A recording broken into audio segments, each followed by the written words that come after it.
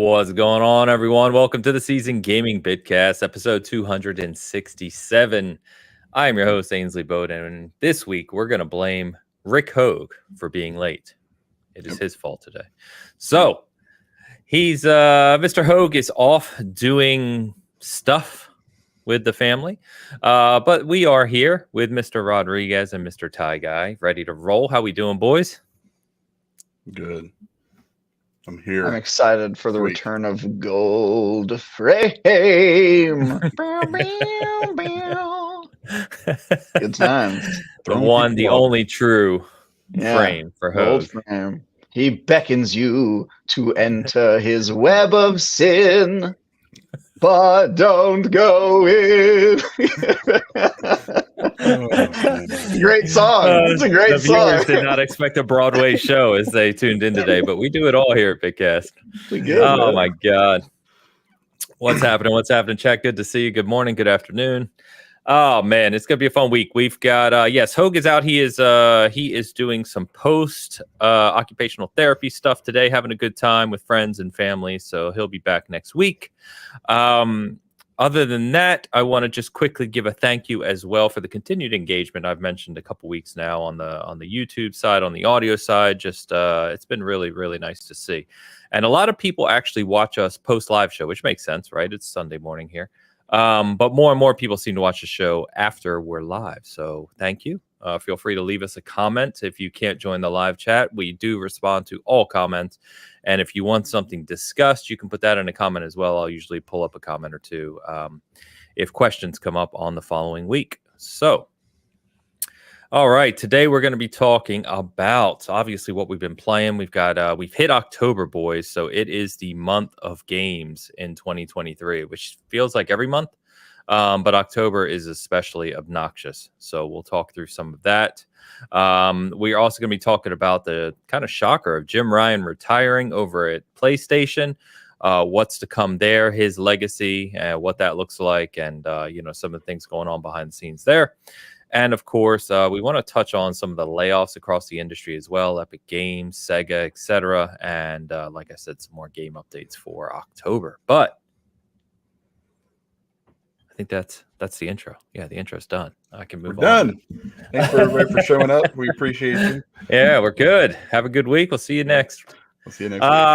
But of course, we got to start the week with our traditional Google Men Super Chat coming right out of the gate. Oh man, not even but 5 years. Googleman, remember Stubbs the zombie? And it's and is it true they make candy corn with real candle wax?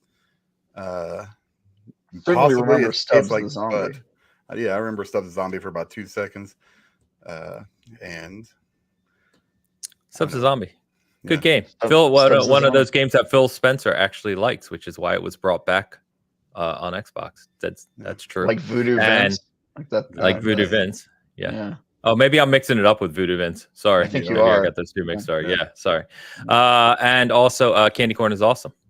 F the haters. You actually love candy corn? I like candy corn. Yes, that explains a lot. Come on, chat. Where are my candy corn defenders? I need help. We're always getting beat up on. Yeah. Ains was that kid in the class that ate crayons, and he likes candy corn. So there you go. Tastes crayons? No, I mean it depends on the color. You know what I mean? But what's your favorite crayon color? Purple. Purple. Absolutely. Yeah. Actually, true story. Was it third grade? Third grade, I started a mass crayon fight in our classroom where I got everyone to start breaking their crayons in half and throwing them at each other. And it got so out of control that they had to get multiple teachers come in, and I got put against the wall. This was a different time where I got put against the wall and threatened to be paddled if I did something like that again. So yeah, good times. Wow. Somebody went to school in the 80s. Right? Yes, early 80s at that third grade. Those are the fun days where it was considered a prank to smash somebody's head into a water fountain when they went down to take a... Yeah, absolutely. Good times. Not felony assault. A prank. Tell you what, though, it made you look over your back before you made yourself vulnerable. You know what I mean? Did. Yeah. I too went to a public school. I know these things. It's a scary place to be. Oh yes, at times for sure. Anyway, thank you, Googleman. Appreciate you kicking us off as always. And shout out to Vintage Willow for not only gifting 10 subs as always. Thank you very much, Willow. I got one. You are awesome. But she's even better because she agrees candy corn is the best. See, we've got the best audience here. They know what's up. Wow. I didn't think anybody ate that. I figured that they just scooped it out of the trash cans every year and repackaged it, got it back out into the market. Yeah. Tastes the same, pretty much. Oh yeah, the shelf life on candy corn is. I once was playing a comedy show where the loser had to drink room temperature candy corn flavored soda. Nice. And that person vomited on stage, which was great. Yeah. Was that person you? It was not me. No, it was a comedy show. I obviously won, Dan. I'm hilarious. Come on. True. My bad. Silly. That's my bad. To settle this, we're doing candy corn poll. Let's go. Probably candy corn poll. No, you sound okay on my end. No, somebody's complaining. Someone's complaining. All right, double check the mic while I get the candy corn poll up. If you're on the Hoeg side, good morning and welcome as always. We're going to put a candy corn poll up on the Season Gaming side if you want to swing over and vote. But why don't we go ahead and talk about some games? I think that's why we're here. I guys do not have a lot to discuss because I am reviewing Forza Motorsport, and I think anyone who follows knows that that's a big one for me. I've been really looking forward to this one all year. But of course, I can't talk about it. All I can say is that I'm reviewing it, and the embargo is October 4th. But I can't say anything else right now. So that has been the majority of my time this week. But I am curious to hear. I don't know if you are, Travis, because I know you're in review season 2. But now that the audience at Wide, it's always review season, but the audience at Wide now has access to Phantom Liberty. I'd love to hear you guys' takes on Cyberpunk / Phantom Liberty, because Hoeg wanted me to mention his thoughts on that as well. But if someone wants to kick us off. Have you been playing it, Travis? Phantom Liberty? Yeah. I've been playing Cyberpunk 2.0 trying to get to Phantom Liberty. I'm not quite at the DLC yet.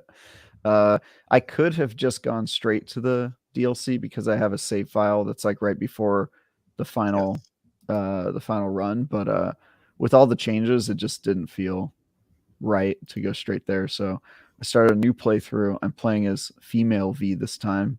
Female's better, by the way. That's what I hear, but I've give it a try. So far it seems the exact same. So we'll see if. Well, the only difference is how you can romance. But of course, if you're female, you get the romance Judy, and as we all know, Judy is the best. So, but if you're Travis, you don't romance any characters in video games. He romances himself. Yeah. Oh, man. Says the guy who plays dating sims. But yeah, I tend to just skip over the romance options when possible. Really? That's super weird.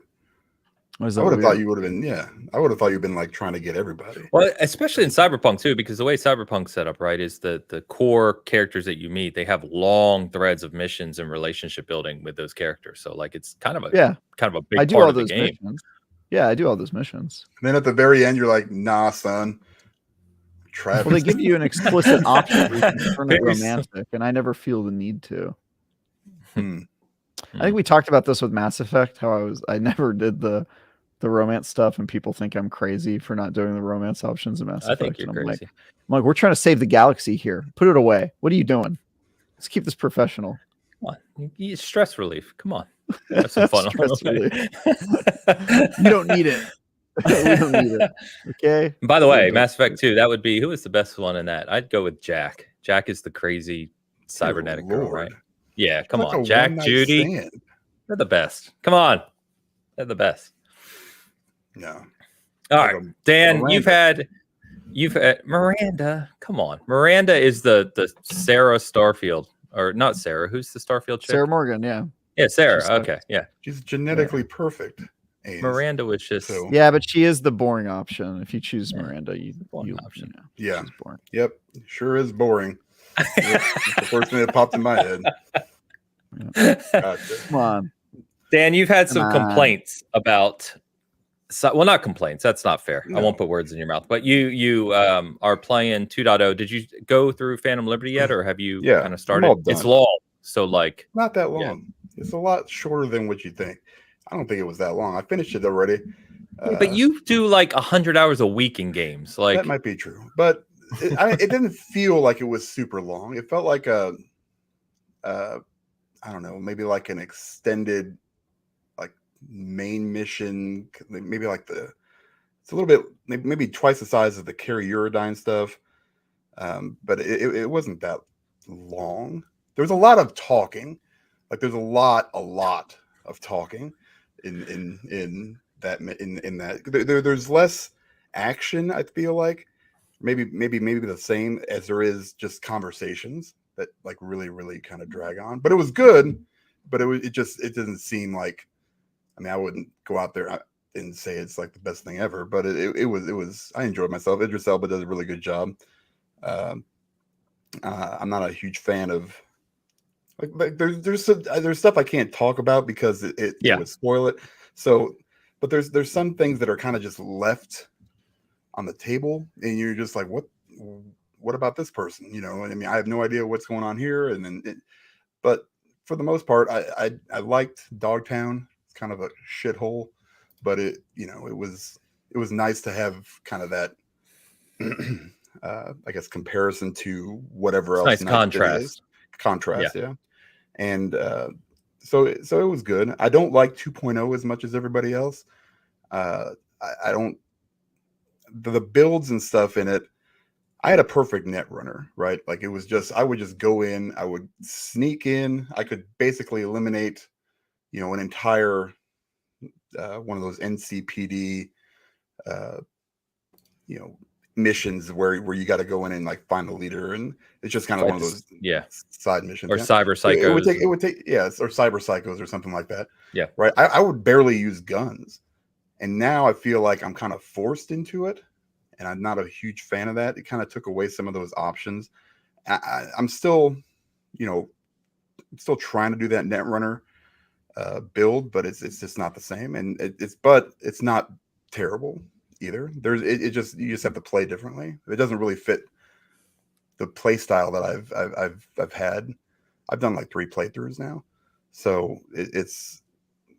I've done a kind of a guns blazing kind of, and then I've done like kind of a Netrunner build. I've done like the melee build, and the Netrunner was always my most enjoyable one. Yeah. And it's just not there like it was. Like they got rid of breach protocol completely. Basically that's gone. And what that would do would be to set up like you would breach, then everything else, maybe you have contagion and the one that makes you on fire, and there's a bunch of different overheat, that's it, and you could go in there and basically just launch that, and it would spread to a point where if you're like just crouching, your criticals go up, and just trying to min-max that kind of stuff. And I had it just right, and then when I got back in, I had to respec everything, and I couldn't find all that stuff. I was going to say, because what you're describing, you can do. I think you're talking about Contagion. He did. He said contagion and overheat, but you can still stack those on top of each other. But here's the thing though. I mean, your base RAM. I mean, unless there's a way that you can get it up higher, because mine's about 30 is where mine starts. And so let's say you want to go in and launch contagion. Well, in like, was it 1.6 or whatever it was before? Mm-hmm. It was 1 or 2 RAM cost, right? Not a big deal. Now it's 12. Right, which is remember there's different levels though. So there's common to legendary hacks as well, and they cost different RAM. Right. Yeah, I understand that part. But I mean, I have all legendary stuff. Yeah, so, but what I mean is, if you're saying the RAM's too high and you want to do multiple things, you can go down to like purple ones, right? And then you can stack them. That's not fun. I didn't have to do that before. That's what I'm just trying saying. To say. What you're describing, you can do is what I'm saying today. Yes, and if you want to sacrifice, damage and whatever other stats that you want to do, you could absolutely go down and put like a common contagion on there and be a scrub. No, I'm not a scrub. Look, I have intelligence. My intelligence is only 10, and I'm only level 55, so the cap's 60 now, and I already have 32 RAM. His intelligence is only 10, Ains. No, what I'm saying for Dan is if you go into 60, like, remember, you were probably at 50, which was max level, right? Mm-hmm. Previously. And you probably, if you did full Netrunner build, you probably maxed out intelligence. What I'm saying is, are you ones that maxed out though? Are you like level 60 now with maxed intelligence, and maxed cyberware? Maxed everything. Then why are you only at 30 RAM? That makes no sense. You can get way higher than that. I mean, maybe I don't have the right gear. I don't know. I mean, that's what I mean. I don't think you've maxed out what you can actually do, because I have more RAM than you, and I'm not even a Netrunner. To Dan's point, though, if by the time Cyberrunner starts feeling good is when you're maxed out on it, that's probably not good. And in the 1.6 or 1.5 or whatever, which I also was a Netrunner, it felt good pretty much right away, and you could get through most encounters without firing your gun. And he's right that it makes you mix up combat a lot more now. Like, you have to get a few shots off with your pistol and then switch to net running, unless you're able to stealth, which I would say is touch and go. Like, sometimes you hack somebody and they notice you right away, and sometimes you're able to stay hidden for longer. And so I get Dan's point. I think they did change it. The question I think you would ask is it good that you have to mix up combat more, that they make you kind of hybrid it so you can't just like stay crouched behind a dumpster and take out an entire facility from afar? And I'll say I think it does feel a little better, and I think the perks are more impactful on this time around. And so I get what Dan is saying. My experience has been that it doesn't feel as overpowered anymore, and maybe that's a good thing. But I get what Dan's saying. I think that's fine, but I think, for me, when Cyberpunk launched, it was, and this is how I play most of these games anyway. So any kind of RPG, I try to min-max something. I'll try to go like one extreme direction, and usually that works for me. I can usually find something, and it almost feels like they took that option away from me, because I mean, I've got every single skill in intelligence at 20. I've got I think I've got like body and technical ability and one other one maybe maxed out. No, I don't, because I don't have cool maxed out, or I can't remember what it was exactly. I got like at least 3 of them, maybe 4 to 20. And it's not hard, because like when there's different ways to do it, because now there's a one of those perks I think you can get every time you like holster or get a new gun, like your SMGs will reload automatically while you holster. So I just basically crafted 3 super fast firing SMGs with very high, with the smart weapons or whatever they are. Yeah, that's what it kind of leans into. And I just basically never have to reload. It's just a constant. Yeah. So it's not like the game is harder necessarily. It just plays different than what I'm used to. I mean, I don't even use my quick hacks really that much anymore, which is kind of weird, because that's kind of what that whole character was before the 2.0 updated, before I went and did the upgrade. Yeah. I mean, I still use the quick hacks, but like, I think the trade-off, Dan, and I do think Dan's point is valid, which is like the builds are a fair bit more restrictive than they were.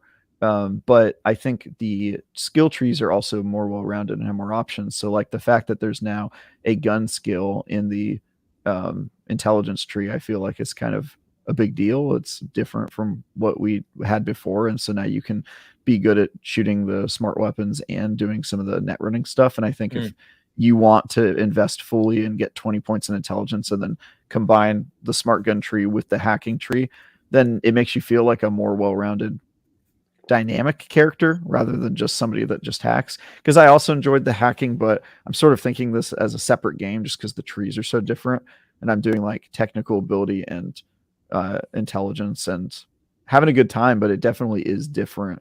It doesn't let you just go like, it doesn't let you just go super, super hard into the hacking game and into one, I guess. Yeah, because like in the past, to Dan's point, I had like all legendary, and each of them costs 1 or 2 RAM, or 3 or something like that. And then I was just like sitting in the back and applying like a whole bunch. But I also think that this one has like, the last one was more restrictive. Like you didn't really have a cyber run queue. Like you could basically do like one ability at a time, and you had to wait for it to end. Yeah. You can stack them now, which I think is so needed, because before I was like, why do I have to wait for it to end? I have to like use it and then hide and then peek around and target them again, and it just felt completely pointless. So yeah, I very much like that you can. I think that they've streamlined a lot of the systems and made it feel better, but they've also kind of limited, like, you know, you can't just go like full bore into certain builds, right? At least from my experience. I do think stealth feels pretty good though. Stealth is awesome because that's how I play. Yeah, I've only gone into stealth a little bit, but that was sort of like my third tree in the other game, and I feel like that part feels a little bit better in this game so far. So yeah, well, you get optical camo now, and you use that and put all the perks on it, and then you get your kind of physical dash, your super dash and speed, right? So even when you do get spotted, you can dash out of sight, or like pretty much just take across an entire building and you can get lost. So to your point, Dan, if you mix that with the hacking, like even if you have the perks to limit their tracing ability, right? You can, even if you do then get traced, I just camo, dash, run, gone. I'm on the other side of the building and I'm messing with them. They don't know where I go. So it's you can kind of combine those two to keep screwing with them remotely if you want to. Yeah, I mean, I don't know. I just felt like, you know, I think Lucius said they got rid of Cold Blood, which I thought was an amazing perk. Cold Blood was my main perk in my original build. It was so good. Like, you know, and it would stack, and you know, then it just worked, right? And you know, now a lot of these skills are kind of, I don't know, they're kind of gate kept behind your level, right? Like to where it's like they were before, but you didn't have to.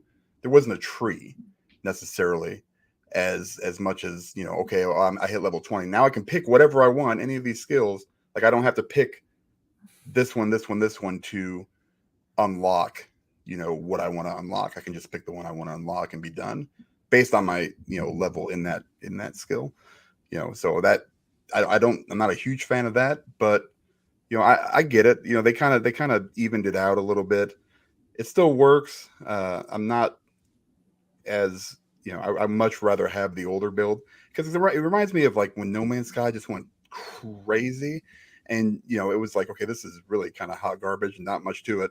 Then they're like, okay, we're going to slowly kind of improve it, and they did. And CDPR, I mean, I don't know if you guys played a whole lot. You know, I mean, Travis did. He played a whole playthrough through like 1.6, and they did an amazing job from what it launched at to what they were before 2.0.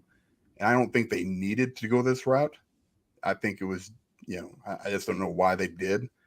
But, you know, far be it for me to tell somebody to, you know, do whatever they want to do. But like with No Man's Sky, it just got to the point where it was just like, this is insane. Like there's so much, and it's so different than like launch. You know, it was I couldn't play it anymore because I couldn't understand. There was so many systems and stuff to understand. Cyberpunk doesn't go that far, right? Like in Phantom Liberty in 2.0, it just kind of changes what I think actually worked just fine prior to it. I don't think there was a need for it. The new like vehicle skills and stuff, I mean, they're all right. I mean, they're not super useful. You know, I mean, really, if you go back to the main game, let's say you get those skills, you know, in the main game, there's really not a whole lot of missions that involve you having to do some of this stuff, like double jump out of your car, and you know, no, it's just for fun. Yeah, right. They're kind of pointless, and it's nice that they kind of keep those separately. You know, they kind of put one in each skill tree. That's kind of, yeah, it's just a perk point. Like you don't have to use any skill points on it. Right. Yeah. So I mean that's fine. I mean, I don't think I've used them at all. I think I got one that had like the where you didn't get hurt, I guess, is where you can run into, like if you crash into something in your car, you take some damage. Not that it mattered because my regeneration was ridiculous, but now you just don't take any damage with that perk or whatever. And I was like, that's kind of, it makes your car stronger too, I think. Makes your car stronger. Yeah. A couple other things, you know, you can hack cars. One of them is, you know, and yeah, it's cool. But it's just fun stuff. Yeah. I just never used them because there's not a whole lot of, I guess, instances where that will come in handy. No, but I think you're looking at it from the viewpoint of how am I going to use this in this mission? And I think some of the stuff in the game now is they've created a more sandbox for the player to just have fun with. It doesn't always have to be. I think you're viewing it as here's the most optimal path on how I should complete the mission it's giving to me. And it's like, well, the game's doesn't always have to be just about what's the most optimal path to complete a mission. No. I mean, there's parts where there's so many missions where there's literally nothing involved with when I was talking about the vehicles and stuff. Yeah. But I mean, there might be a handful of them throughout the entire game. And you get the new gigs too. I don't know if you've done all the new gigs for stealing the cars and stuff. I've done. Yeah, I finished it. Yeah, for what's his name, Mumar or whatever his name is, Captain. I forget. Captain something. Reyes. I can't remember. I can't remember. Yeah, something like that. I got all that stuff. I got his car. I got there's a bunch of stuff where I bought or I got the like the car thing. I always drive the Porsche anyway, so it doesn't really matter. But the weapons and stuff are cool. Man. Are with the new cars, having some of them that have like onboard weapons and stuff. Yeah. That would come in much more handy, I think, throughout the main game. But I probably have maybe 10 or 15% left of the main game is where my save was when I loaded it up. Oh, yeah. So I kind of went straight into Phantom Liberty and just wanted to kind of get that story and see what it was like and stuff like that. I'm surprised you. I'm surprised you're not more impressed with the story. I adored it. Yeah, it was fine. I mean, it wasn't. You definitely, if you haven't. It's definitely adds some stuff to the main story, which is nice, So it's I don't know. It's good to see Keanu back, and Idris, like I said, does a great job. Short of that, it's just kind of like, it was good. It was good. I'm not gonna say it was terrible. It was good. I had a good time.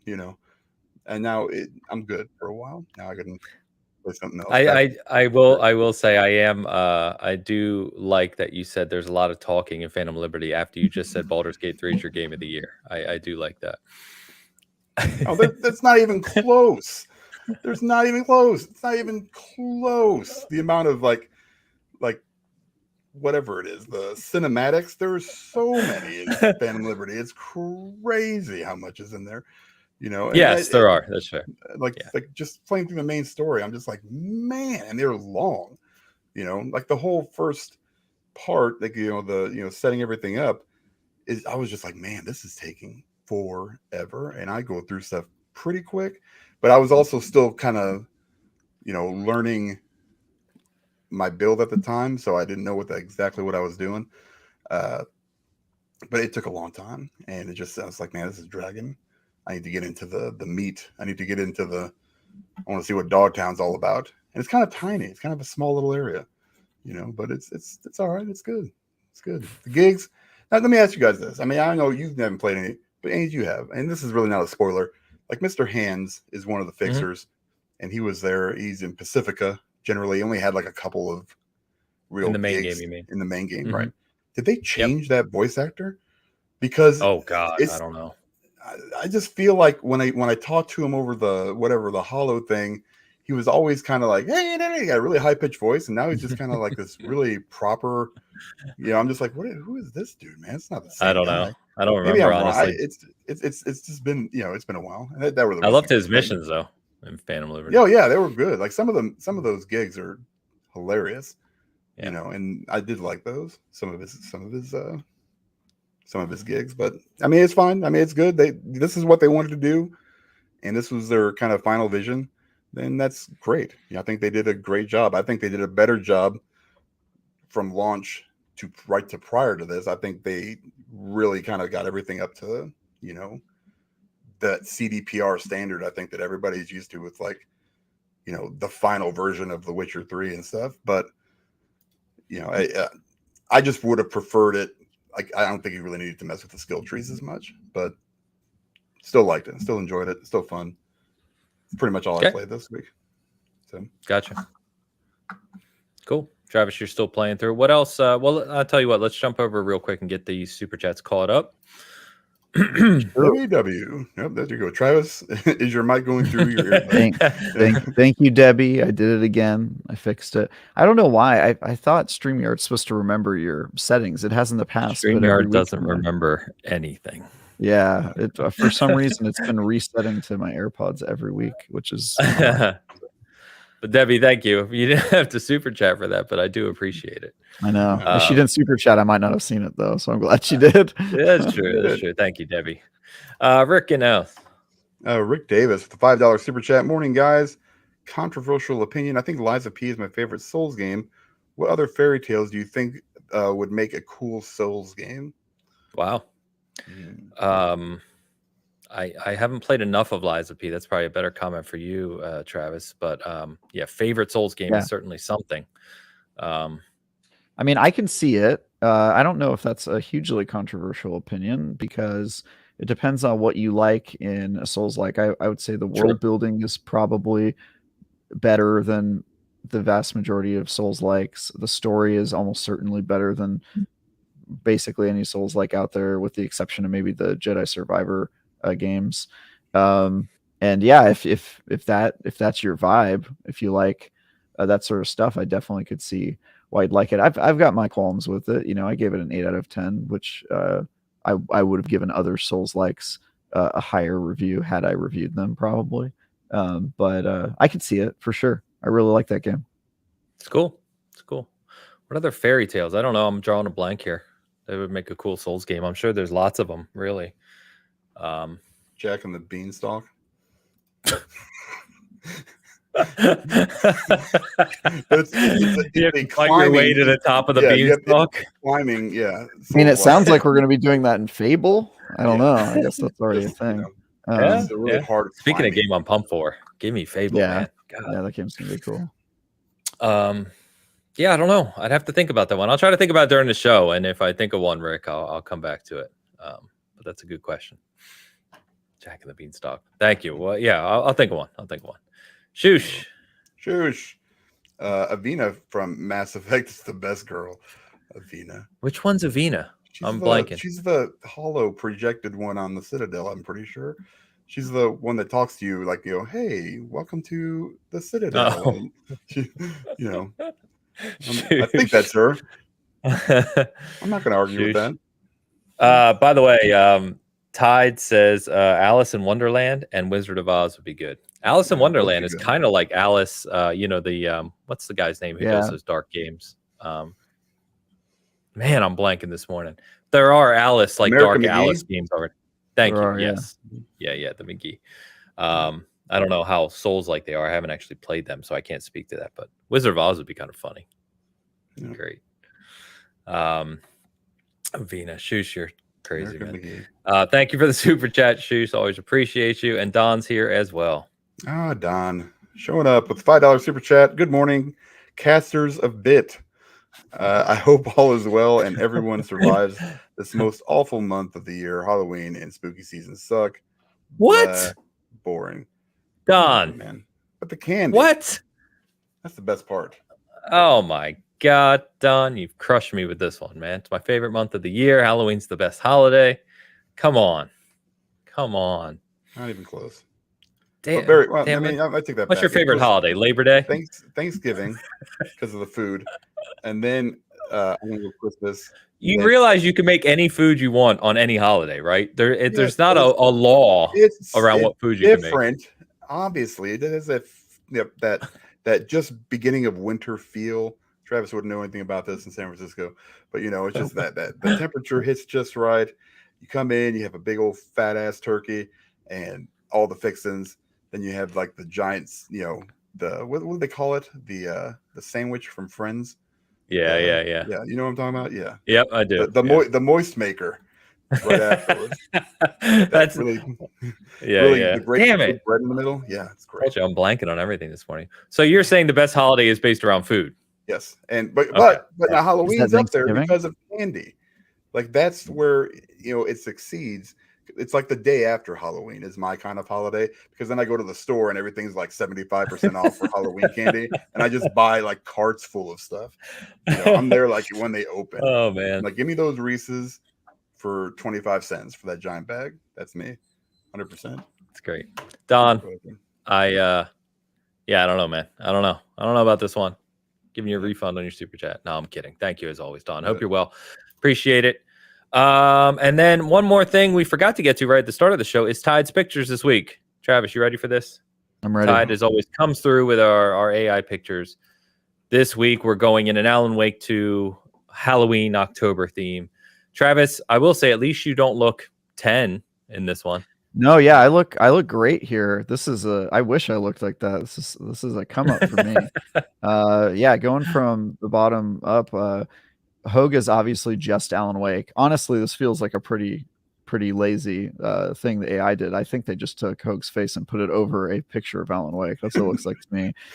I look like the FBI agent who very clearly is going to betray my own and join the good guys. Like, you know what I mean? Like, you just tell right on that I'm a softie. I'm not going to be able to be evil for much of the game. Dan just looks like Mike Ehrmantraut from Breaking Bad.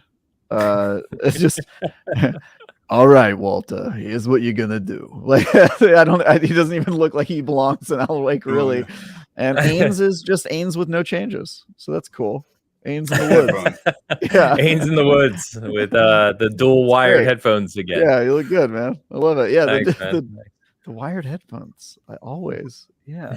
Wait, are they dual this time? I don't see the. Yeah. I think that's just your there's neck. one on the right.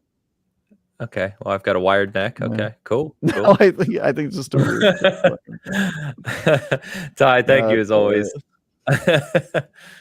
Oh man. All right. So what else you guys been playing this week? Like I said, I can't really talk about too much. I wanted to hear about Phantom Liberty. I did touch Rocket League. Rocket League's current season is Porsche based, so I had to get in there. But what else has been good? I heard Cocoon is out and on Game Pass right now, which is apparently a puzzle game, but it's getting glowing reviews.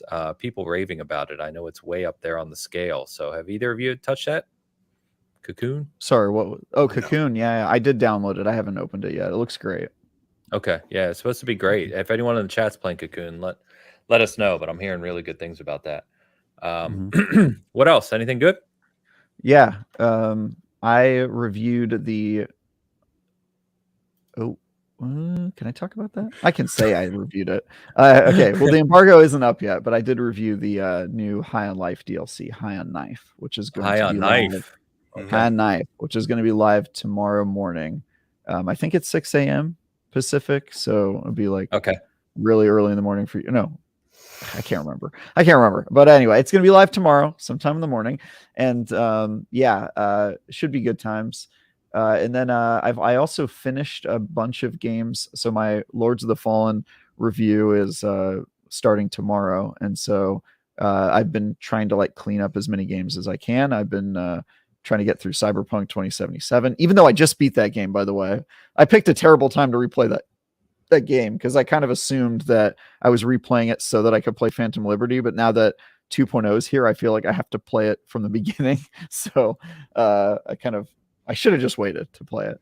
And then I finished Resident Evil 4 and the new DLC for that, Separate Ways. Getting ready for that Video Game Awards nomination? Yeah, no, thank you. Ada Wong.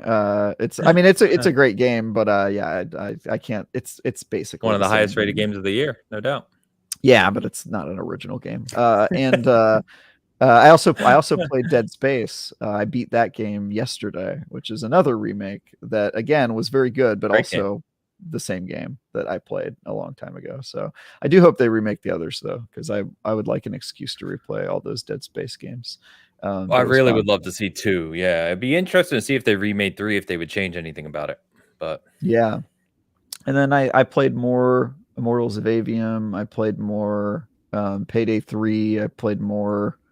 Which is having a lot of problems, by the way, Payday 3. Just like it's funny, in my review, I was like, look, the game's out and I really like what's here, but it doesn't perform all that well. And given their track record, I feel like they're going to have a lot of technical problems. And then lo and behold, immediately after my review came out, like 2 days later, the servers crashed and they have scarcely recovered. So they're having trouble there. And then I'm trying to catch up on as many games as I can. Sea Stars kind of opened, and just lots of games, and that's all going to end tomorrow because I have to play Lords of the Fallen for presumably like a week and a half. So literally my most anticipated game the rest of the year. Really? More than Alan Wake 2? More than Alan Wake 2, yeah. Although Alan Wake 2, we're going to touch on, is really creeping up there because I'm trying to be dark on it, right? But there was previews that came out this week from IGN and other outlets, right? Major outlets that got to play it. And I didn't watch any of the videos because I don't want to see it. But I see all the tweets, right? Or threads or Blue Skies or whatever the hell they all are, about people talking about they played it. And I swear every single person who's played it has been raving about how good it is. Both from a dark and creepy perspective, but also from like just a gameplay and cinematic perspective as well. Nothing but like glowing previews for Alan Wake 2. So I am, I'm pumped for that one. But Lords of the Fallen, man, did you see the overview trailer they did this week for Lords of the Fallen? 6-minute trailer.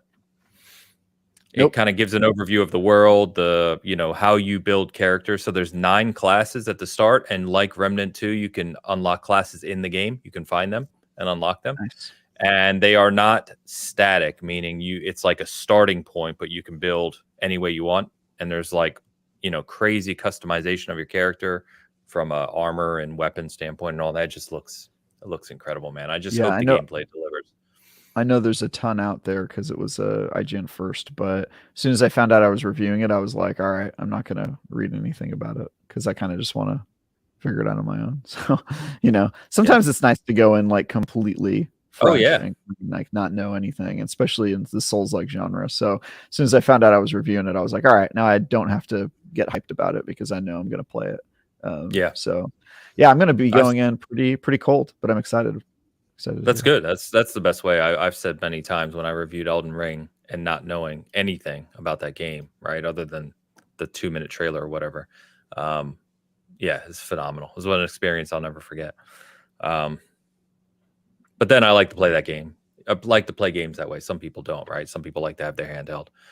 So it's really what you prefer. But anyway, well, sweet. I know that we will have the Forza review out this week, and we're also playing Assassin's Creed Mirage, which is this week as well. So the month is cruising. So you get Mirage and Forza if you buy the early access, your favorite thing, the premium edition. Both of those launch this week, which is kind of crazy to think. On Friday. So on Friday, yes. Yep, October 5th. So, Dan, I know, big Assassin's Creed guy. We've obviously run the gamut of jokes around the Valhalla 7. You pumped up Mirage going back to the old school formula? That's the only thing that's gonna get me to do it because and I don't know why they chose to go this route, but I'm not a huge fan of Basim being the main character. Like he was, I hated that guy. Like I hated him the entire game. He was a dick the entire time. Now I have to play as him. I'm like, why would you? Story wise, whatever. I get it. But at the same time, Dan, if I can just put that out of my head, I'll probably enjoy this Assassin's Creed probably more so than a lot of the other ones because I've been looking and some of the stuff that you can do. It's just insane. Counterpoint to Dan. Mm-hmm.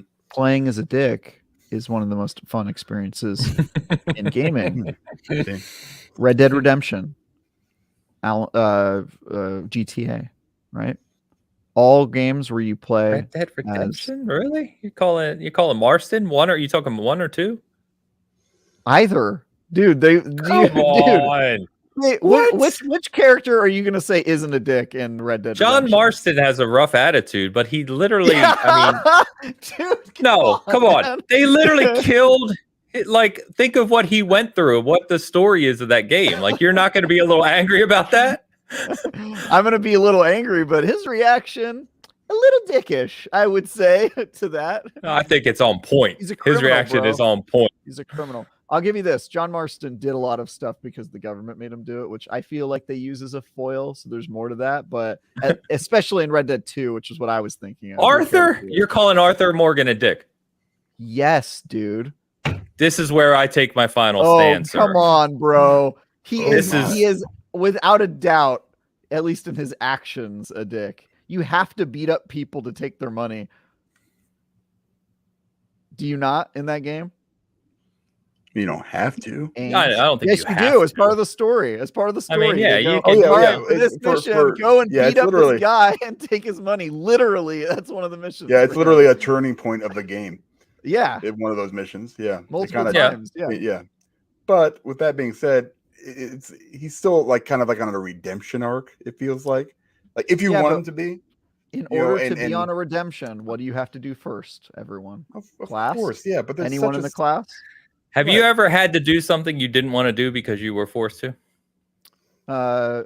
Not beating somebody up and taking their money. Yeah, you've lived a privileged life, is what you're saying. Shut up. I without a doubt reject your moral. This is. You know what? Let's get some philosophy majors in here because this guy. This is it. This is where we stand. This is where Travis and I finally battle. Arthur Morgan is one of the best protagonists ever in a video game, period. Agreed. And he's also a dick. He is not a dick.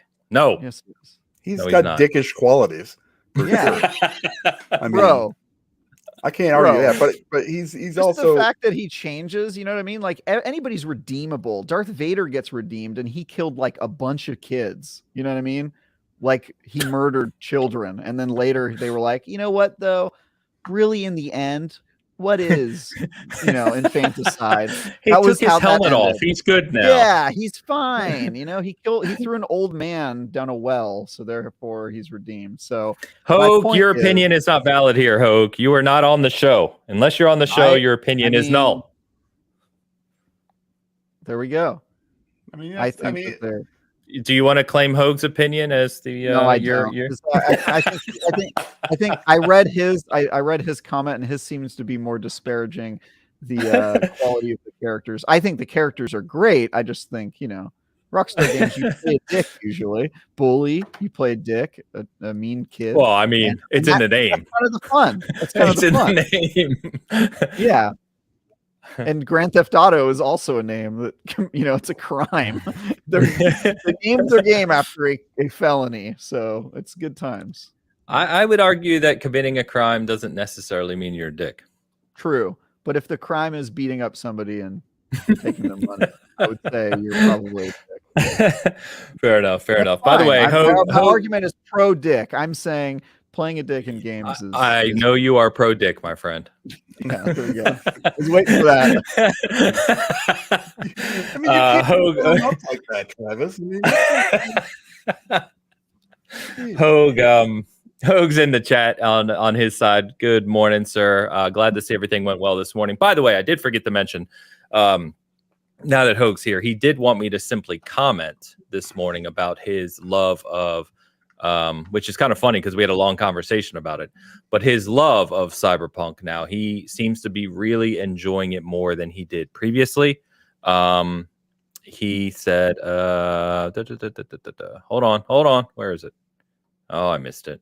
But he said he wanted me to comment anyway that Hoeg, he wanted to comment on Phantom Liberty and 2.0 this morning that he's really loving it. So I guess we'll talk more about that next week when he's back. Hopefully he's further through the Phantom Liberty story at that point as well.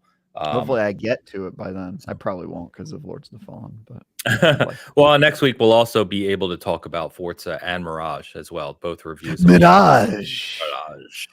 So, but anyway, Roger Morgan for the win. Not Roger. His name's Roger Clark. Arthur Morgan for the win. I mixed up his real name. All right, let's jump over to. Let's get this one super chat real quick. Darth Mac in the house before we jump over. Don't miss or don't diss my birthday, Don. I'm not sure. Is he talking to relating Don Leinhardt about crapping on Halloween? So I assume Darth's birthday is on Halloween. So see, I mean, cake and candy. Just another reason why Halloween's awesome, right, Darth? You like Halloween, huh? Yeah. Best. I could have guessed you're a Halloween guy. I will say I enjoy that Halloween is like the one holiday you don't have to celebrate with your family. That seems really nice to me. Yeah. Nobody goes back home for Halloween. You know what I mean? That is true. That's very true. So it's great. Darth, thank you for the super chat. Appreciate you. All right. Jim Ryan, boys. Let's talk a little PlayStation. Oh boy. So Jim Ryan, obviously president and CEO of Sony Interactive Entertainment, announces pretty casually, I might add, that he is retiring this week. He's just like, yeah, I'm done. Peace, bitches.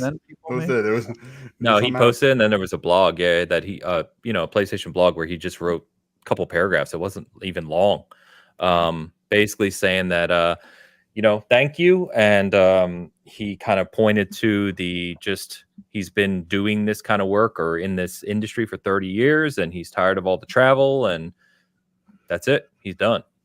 So, which, from a person who's been in corporate life for a long time myself, I don't blame him at all. If I was as rich as Jim Ryan, I would have been done a while ago. But we're looking back at lottery, wouldn't you? Say it again. You'd retire if you won the lottery. Oh, 100%. You wouldn't even hear me from. Well, you'd hear me. I'd probably still do the show, maybe, but otherwise, you wouldn't really see me. I'd be gone. Yeah, I don't. Yeah, you wouldn't keep your money, Ains. I'd live the life I do now, just not have to work. I can live within my means. I'm good to go. But anyway, Jim Ryan, kind of strange here, right? And I want to talk about kind of quick background on Sony Interactive Entertainment kind of CEOs to kind of look at the history here. So it's a bit muddy. I kind of went through the whole history here, and there's a lot of restructuring within Sony around Sony Interactive Entertainment, and there are different layers of what PlayStation falls under. But generally speaking, you had people like Kaz Hirai, Shu Yoshida, right? You had Ken Kutaragi. But then Jack Tretton was the, kind of very well-known, well-beloved PlayStation, SIE CEO from 2006 to 2014. So he had a pretty long run there of 8 years. And then Sean Layden, obviously, also kind of beloved, right? And was the captain during what would be the Renaissance era of PlayStation during the PS4 era, was 2014 to 2019.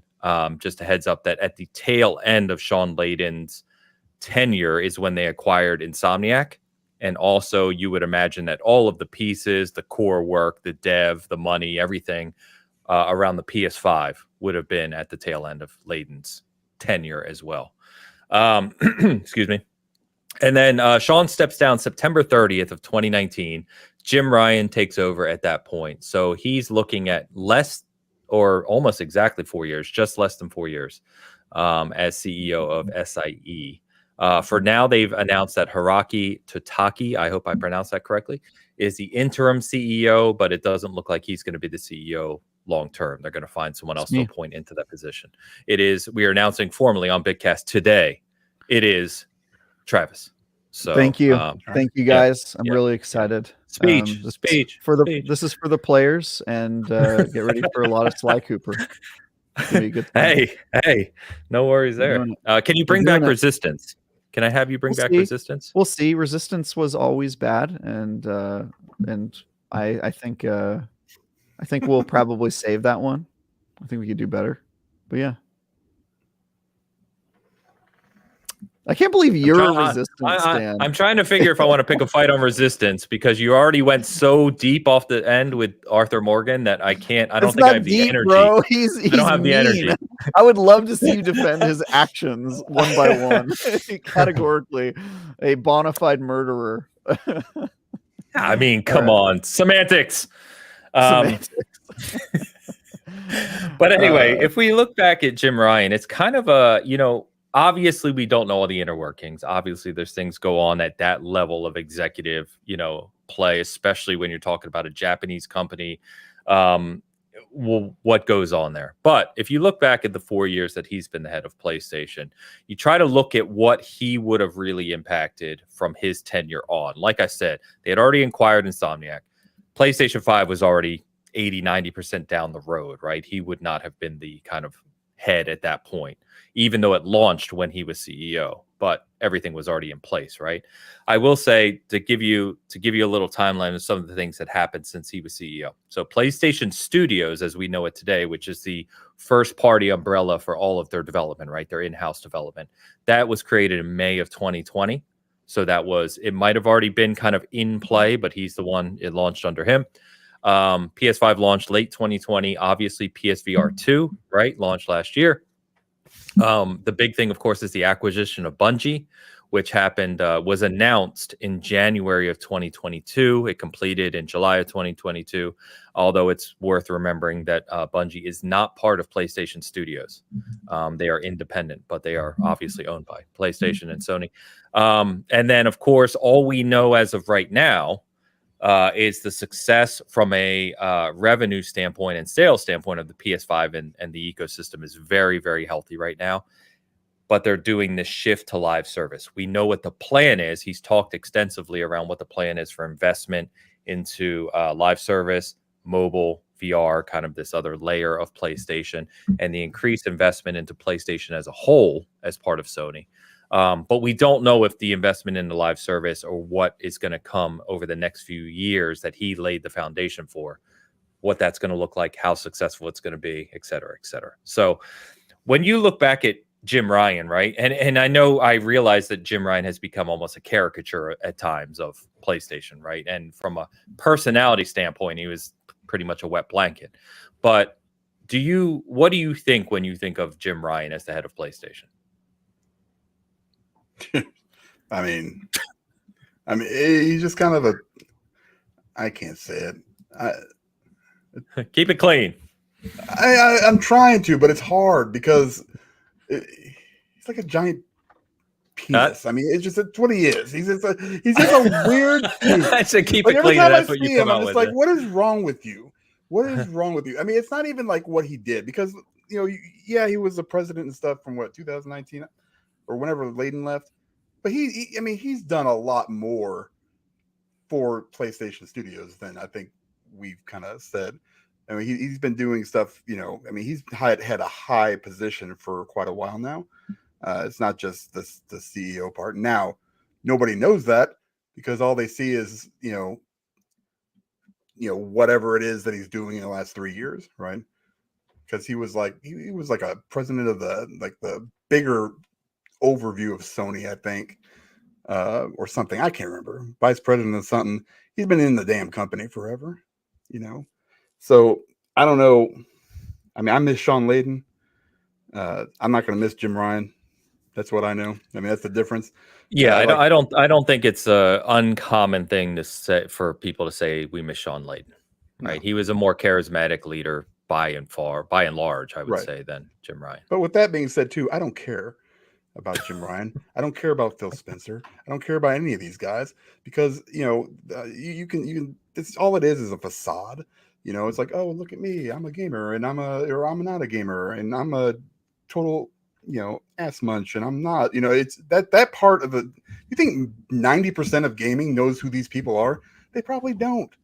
Just less or more than 90%. All it is. I agree with you in spirit that like people shouldn't care about these. I don't care personalities, and I think most people are like you, or most people don't have no awareness of what they are. But I do think it matters who's at the top, right? Like who's leading the ship and how that culture and the decisions they make and the team that they build, like that ultimately has an impact on regular gamers, whether they know it or not. And since we're all people who are either in the industry or at least comment on the industry, I think it's worth evaluating the merits and personalities and strategies of the people who are at the top. So yeah, I get what you're saying though. Like ultimately, like who cares truly, but it does affect everyday gamers, and that's why I think. Yeah, I mean the end result is what I care about, right? It's like I'm not going to be like, oh man, this game wasn't that great. It must be Jim Ryan's fault or Phil Spencer's fault or whatever. I don't think that they're the blame for a lot of this stuff, but I just want that good game, and that's all I care about. as far as all this other crap that people talk about and get mad about and make memes about and stuff like that, it's just childish to me, because it's just not that important in the end. With it really, I mean, I just it's hard for me to care, I guess, about these guys. I'm glad he's gone, because I mean, if it's between Sean Layden and Jim Ryan, yeah, Sean Layden seems like a nicer dude.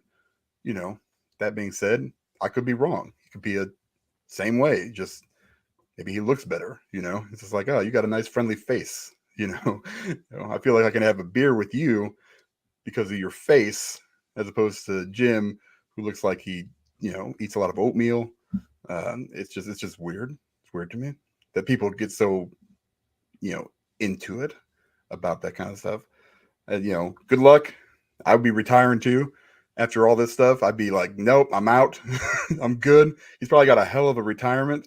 He's probably got, several houses in several different countries. Pick and choose one. Oh, Jim's going to be fine. Yeah, he's going to be good shape. Just get away from it. Let somebody else come in. You know who I like? Herman Holst. Was that the guy from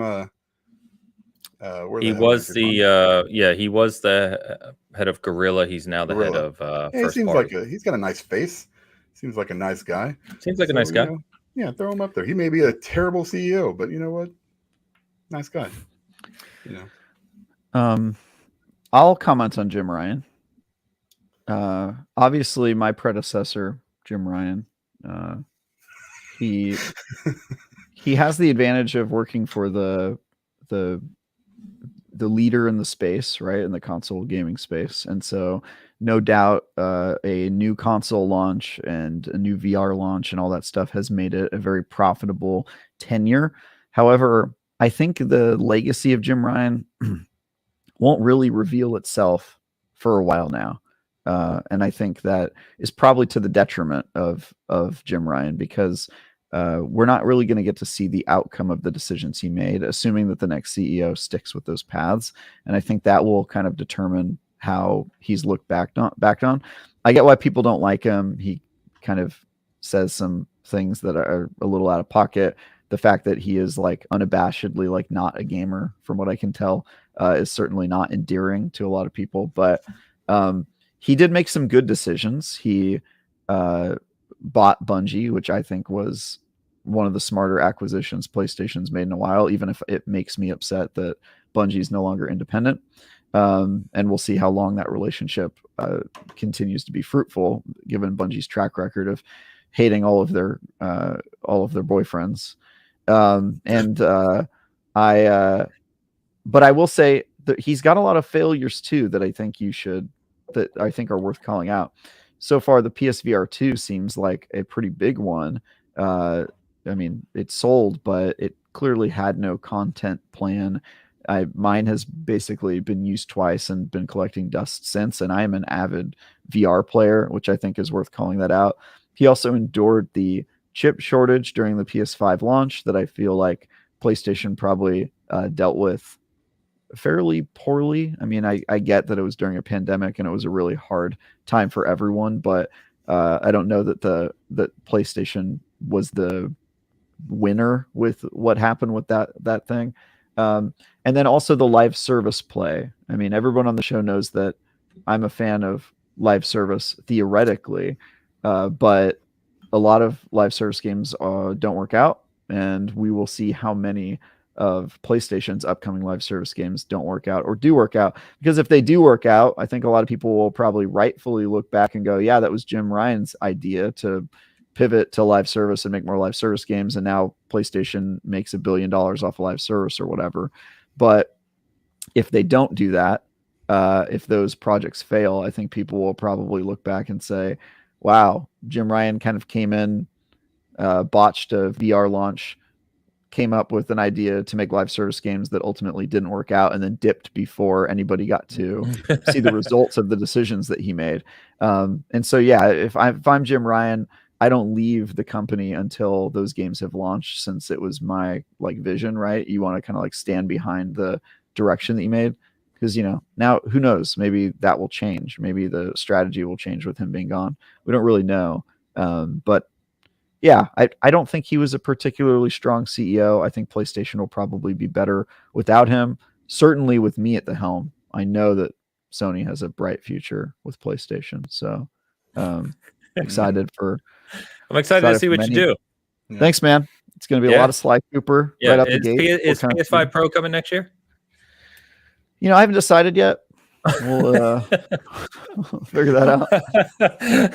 We're gonna produce, several 100,000 of them, and then I'll make that decision shortly. Yeah, just send me one, will you? Bitcast members should get one early. I think. So. Yeah, come on. Yeah, I think so. There's a lot of commentary here, right? One thing I would caution against, and Dan, I know exactly where you're going, right? And I think that, as we always joke here, Twitter's not a real place. I think the Twitter sphere and the guys who just kind of get off on talking about the companies behind these systems more than their enjoyment of certain things spend way too much time worried about what's going on with the CEOs, et cetera. I mean, CEO obviously matters and direction matters for the company. And as Travis rightly said, we won't be able to judge Jim Ryan properly until years from now, right? After these things that are kind of in motion come to fruition. What I would caution against, right? I've seen some things this week which are just weird. Like, there was a chart, I think I actually showed it a week or two ago, showing that annual profit for PlayStation was down. And of course, there's people who don't really know anything about how companies work or this stuff in general, saying that the PlayStation's not profitable. See, all their stuff is, not really true or indicative of how successful they are. And it's like, that's not how that works. It's not how that works at all. So lack their of growth does not mean it's unprofitable. And they're actually growing, right? Like they actually raised in August. They raised their forecast in terms of overall sales and PlayStation revenue. Profitability is a whole different factor, but that comes with certain investments in this. Exactly. So I would just caution against getting caught up in those types of things because it's unless you know what you're talking about. Unless you know what you're talking about, or work in sectors like that. But anyway, I would say what we have seen that cannot be debated, right? PS5 is selling like hotcakes. Sure, you can say that is on the coattails of Sean Layden and the foundation of the games that they, the tail end of the PS4 era, which is probably true, but it's doesn't really speculative buying. It's not, and it doesn't matter, right? Speculative buying. It doesn't matter. At the end of the day, it is selling, and their actual sell through of games and service on the platform are extremely strong. Right. Like I said, they actually raised their forecast in the last fiscal quarter. So, but at the same time, I am also with you guys and many others where Jim Ryan just never felt right. Like he never felt like he understood. Again, anecdotally, I'm sure he understood the business side way more than any of us do, but he never kind of felt like he was part of the gaming community. And that may beg the question, does a CEO need to feel like he's part of the gaming community? Probably not. But I think it's an industry where there has been that close relationship with leadership of these gaming companies with the gaming community, right? You look at someone like Jack Tretton, who was beloved. He was in commercials for PlayStation and, he had a lot of fun with it, right? Sean Layden was very beloved. Phil Spencer is beloved. These guys are Reggie, even though I didn't even agree with a lot of Reggie's decisions personally, he was still looked at as kind of part of that overall gaming ecosystem and community, right?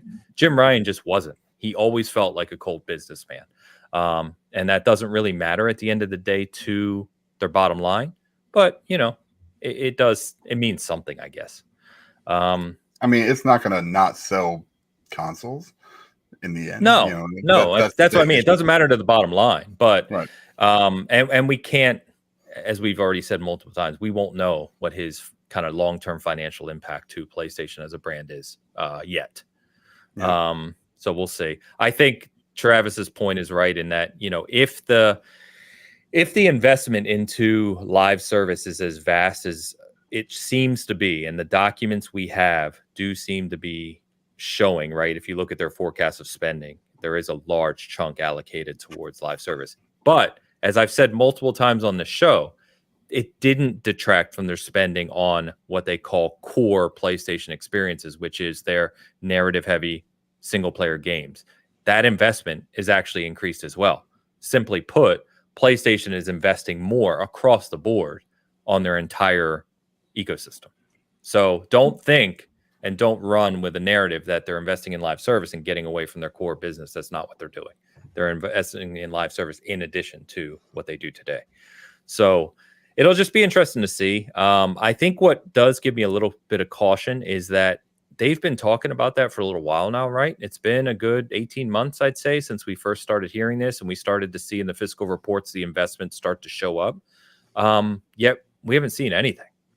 And obviously, game development takes a long time. We know this, right? So we don't know what's going on behind the scenes. But I think at this point, it would have been nice to have seen at least maybe one project that's coming in the future. There is certainly a theory to be formed of like, did Jim Ryan leave because he looked at the roadmap and was like, "Ew," you know what I mean? Like that could, because we don't know what the roadmap is. Out. Yeah, we don't know what the roadmap is at PlayStation, and I've said in the past that us not knowing what PlayStation was working on is kind of exciting because maybe it's new IPs and whatever, but maybe it's Last of Us Part 2 remastered, maybe it's God of War, duology pack. Maybe it's a bunch of live service games that aren't going to work out. And so I think the unknown is both exciting and a little scary or concerning. And I don't know it could just be bad timing, but it could be possible that the CEO is leaving because things aren't looking good and he's sort of jumping off while his name is still valued and he could get a job elsewhere or do something else or sit on a board and make a bunch of money like CEOs tend to do. So I don't know. There's that angle of it. Well, I mean, what do you guys think of that? Do you think I think Hoeg said in our chat earlier this week that him leaving could be indicative of like rot in the company. Of rot, yeah. What do you guys think of that angle on it? I think it's plausible. It is a short term, especially as we've talked about. If you look at him coming in and then coming in just before the launch of what could be their most successful system, more successful than PS4, which is kind of crazy to think about, right? It's on track to outpace PS4, and coming into PlayStation when they're breaking their own records for revenue. It is kind of weird to see someone like that leave in such a short time frame. And it comes at a time, as we know, with these shifts we're talking about. So, I mean, I think it's certainly plausible. You could put a theory forth that there's stuff going on behind the scenes we're not privy to that caused Jim to say, yeah, I'm just done with this. It could be pushback from the top on the Sony side in some form. It could be the increased reliance of Sony on the PlayStation brand, right, to perform in certain ways that maybe he didn't agree with. I don't know. It could be a number of things. We're speculating, but it does feel a little sudden, I guess is the shortest way to say it. Yeah, definitely. I don't know, man. It seemed like, it was kind of out of nowhere. It wasn't just like last week, or he said something about, I think I saw a video of him saying something about, okay, well, we're still going to bring you, our bread and butter is going to be our, our story driven, and like I said, that shows in their investment docs. That's right. Yeah. Yeah. Then a week or two later, he's gone. It feels, maybe it does. Maybe a little bit like Sean Layden, because that was kind of sudden too. He was only there for like a year more, and 5 years. Yeah. 5 years. And he's been here for 4 by the end of. I saw Sean Layden was tweeting, maybe ironically, maybe as a joke, but he was tweeting like, "Put me in, coach," after this happened. So, well, you remember the speculation at the time was that there was a power struggle, right, on the direction of PlayStation, and that Layden left and Ryan got the gig. But apparently, I'm just doing a lot of research for the background of SIE here for this show. apparently Layden said on a show in 2021, no, and of course he's going to say this, I realize, but he said no. He said after the PS5 launch and was a big success, he felt like that was, or with the PS5 coming to be a big success, he felt like that was a good time to just put a pin in his career. Which could, who knows? Again, we're speculating. You can go by their word. He went to go work for a dev team. No, he's an advisor to Tencent. Okay. Yeah, which is what a lot of these guys do. Even Kaz, saw Kaz Hirai is an advisor to some. It basically gets paid to just talk about what he thinks.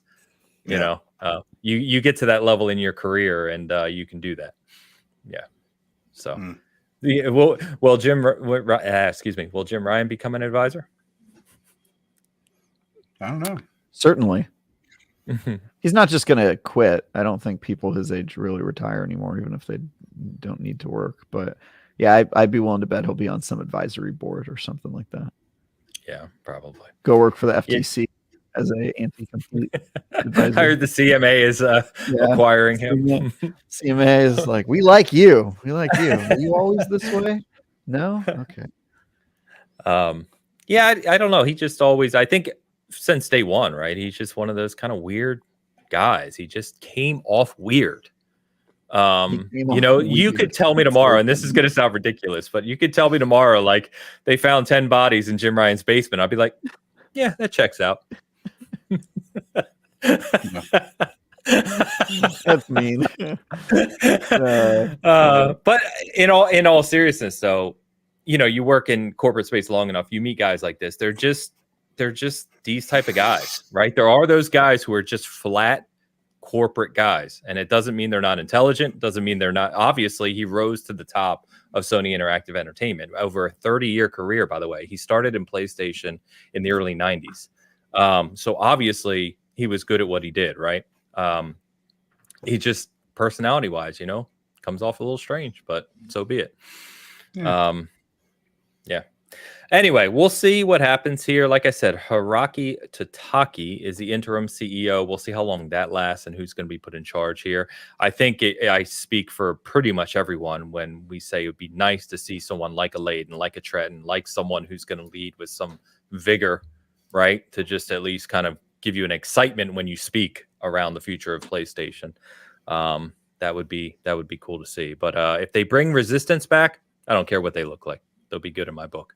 That goes for you, Travis, as you take over. Why do you like Resistance? I just had a lot of fun with Resistance. I thought it was a unique take on an FPS. That's all, and it was better than Killzone. I never cared for Killzone. Killzone was I agree. It was Halo wannabe that always failed. I mean, I think they both were kind of Halo wannabes. Well, maybe Resistance was. I mean, a lot of shooters were in the early 2000s. Yeah, but to me, it was like I played those games after Halo and was like. No. Yeah, you guys don't get it. I'm good, yeah. But Resistance was, I like the alien aspect. Staggered sticks too. Come on. Yeah. It had unique weapons. I don't know. I just had fun with it. It was cool.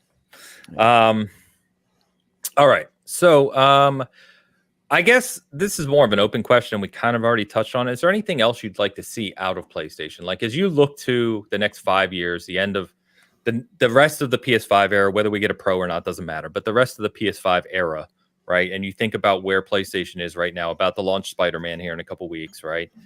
Going into what we just discussed and speculation about their live service games. What is your what do you think we're going to see? What would you like to see out of them?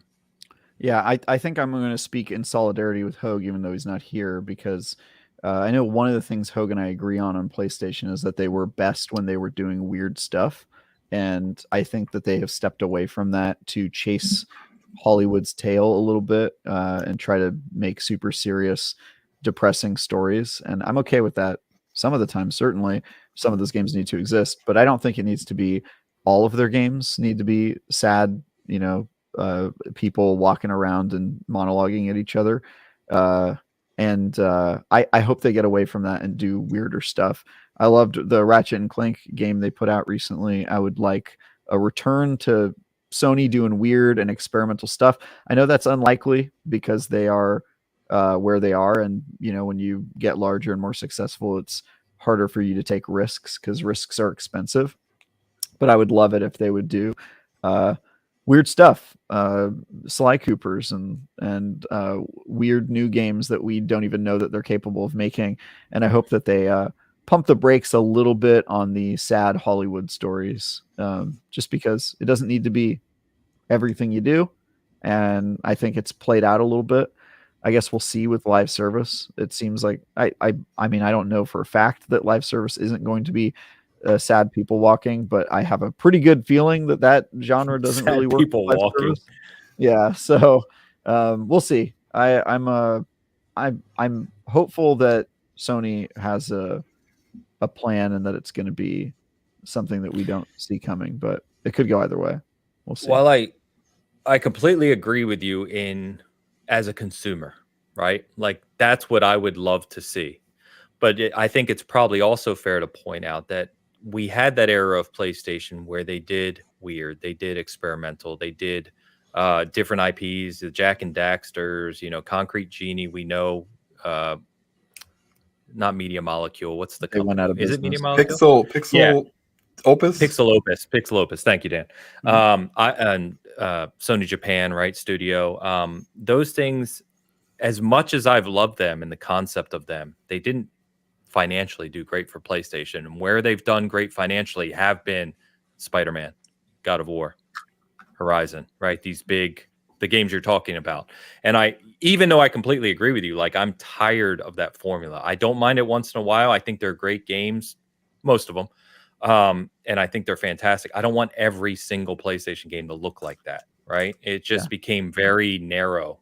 But that's where their financial success has been. So I don't know how you balance that, right? Can you do both? Well, I think they are trying to do both, because it's not like they're downsizing any of the studios that make successful games, at least not more than everyone is downsizing these days. But they are investing in live service, which tells me that they want to start making a different type of game, because I don't think the live service games are going to be the same format. And so I think they see, yes, of course, this is the thing we do best now. What is the thing we're going to do best tomorrow? And hopefully that answer is weird new stuff, and not, hey, we're making Uncharted Infinity and it's going to be a live service game where, we make a new sad Uncharted 4 like level every 3 months and you play it. I don't think that that's their plan. So I think there's hope. I think they can do both, but I do agree that it's a little bit too much of the same thing lately, and I'd like them to get back to doing weird stuff, both as a consumer and I think as a strategy. It could be profitable if the live service thing pays off. We'll see though. Yeah, I mean, those games are my bread and butter. I love those kind of third person. And obviously you're not alone, right? You're probably in the majority. Yeah. I mean, I would guess I am. And it kind of sounds like going, I always bring it back to food. You go to a nice steakhouse, you're always eating the nice steak. And they're like, hey, we're going to bring you this, octopus.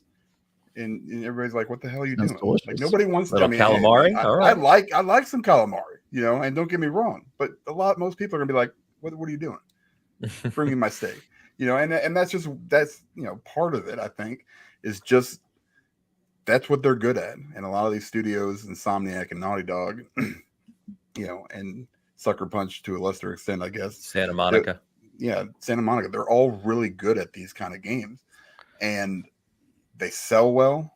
Now if they continue to, pay for themselves and then get are profitable, then they, might as well keep doing the same thing. I mean, sometimes that stuff works. I mean, McDonald's has been around forever.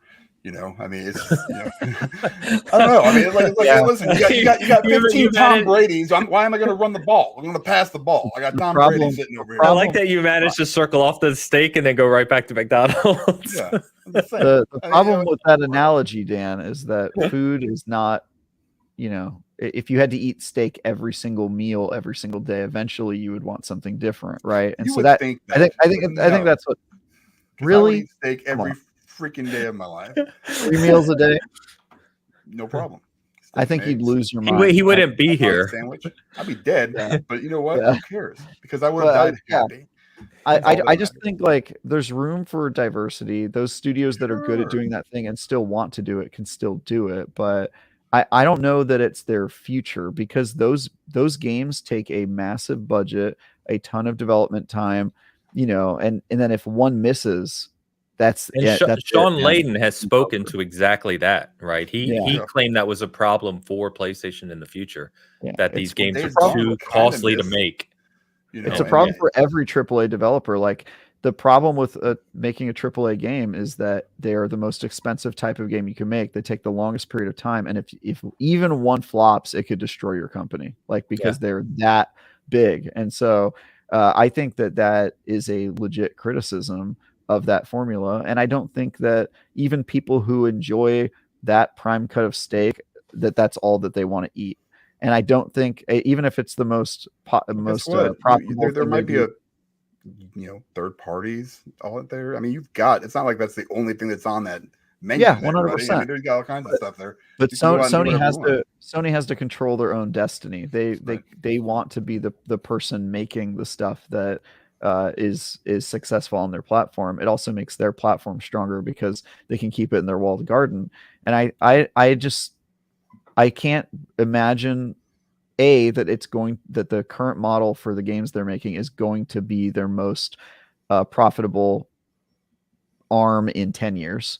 And also, if you refuse to innovate in this industry, especially, you get left behind. And I don't think that those types of games are always going to be the most popular thing. And I think Sony knows that. I think they're savvy enough to plan for the future and try to figure out, okay, well, what is the next big type of game going to be? And they're looking for that. So let's hope that they have that they're working on that, and that it's not going to be a bunch of half-baked live service games that don't work out, and then we're back to where we were. So we'll see, though. Every time I think Sony's on the verge of innovating, they poop out a PSVR 2 and then don't support it with any software. So yeah.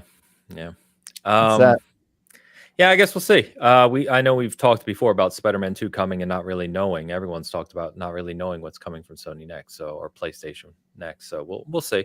One thing I will say is I think counting PlayStation out is silly, right? I've said many times, I don't think some people truly understand the breadth of that brand and how powerful it is globally. It is a monster. So, and they have a lot of investment in the game space. So, we'll see what happens. Is it going to be a PS3 era, or is it going to be a PS4 era coming up? We'll see. And you could even argue the late PS3 era is pretty damn good. It's just that launch. Let's get caught up on super chats here. Carl's here. Carl, he came in right when the Resistance stuff was popping off. Oh yeah, he's my fellow Resistance. Yeah. I was like, compatriot. He's gonna say something. Yeah. Yeah. So, well, I'll make up his super chat. £4.99 super chat. Travis, you're dead wrong. Resistance is the best IP PlayStation ever developed, and it should be brought back as a point of order. There you go. There it is. Yep. Done. Carl. Thank you, Carl. Appreciate you. Good job, Carl. I'm surprised you didn't try to say that Sackboy was their best IP. Second best. Horrifying little creature. Play Sackboy. Game's incredible. Play it. Don't. Unless you want nightmares, don't play it. Carl, thanks, man. Good to see you. Shoosh. Travis reached what the hell is CHIM? Chim reloaded the save, and now he is CEO of Sony. Yeah, it's great. Chim, it's great. I'm doing scum saving to get the outcome I want in life. Honestly, if I was scum saving and the best I could do was IGN reviewer, I'm really playing this game poorly. Things are not going well for old Travis. You have the ability to save scum your entire life. Where'd you end up? I write game reviews. I write game reviews. Is that okay? I don't know. Nobody likes me. Yeah, I don't know. Shoosh, thanks. Shoosh always makes me laugh. I swear, man. He's in our Discord all the time. He or she is in our Discord all the time. Cracks me up. We got another one. Shoosh. Dan is right. Yes, I like Shoosh also. They should use baseball logic when selecting a CEO. He's a nice guy.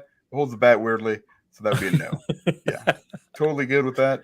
I mean, I think there definitely is some element to is this person palatable? Because the CEO does have to be the face of the company. And sometimes you look at a CEO and you think, I mean, this is especially true where I live in San Francisco with the startup industry, is you look at the CEO and you're like, bro, just be the CTO and hire someone else to be the CEO because you should not yes, be the face. You know what I mean? You should not be the public face for this company. Yeah, no. Yeah, that happens a lot. Hi, Tim Sweeney. We're talking about you. Just go make the thing. Don't. Yeah, don't you be over there behind the curtain. Let me talk to people. Yeah. Shush, thank you. Debbie W's back.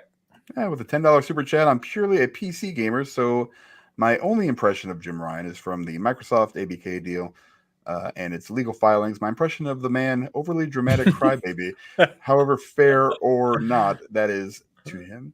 Yes, I mean, you're pretty much... I would say he's not an overly dramatic crybaby, but he plays one on TV, right? Yes. Like in this case, he was being an overly dramatic crybaby in the court because that's what he needed to do to get his way. That was his role. And then in his emails, you see he's not an overly dramatic crybaby at all. He's actually just like, yeah, whatever, this is business. And that's everybody was doing that. Phil Spencer was super disingenuous on the stand, talking about how poor Microsoft, how poorly positioned we are as $1 trillion company or whatever. I think that's you can't really take the courtroom stuff because everybody's angling to. They're probably following some lawyer's instructions on how to behave in the courtroom. But you can see their emails.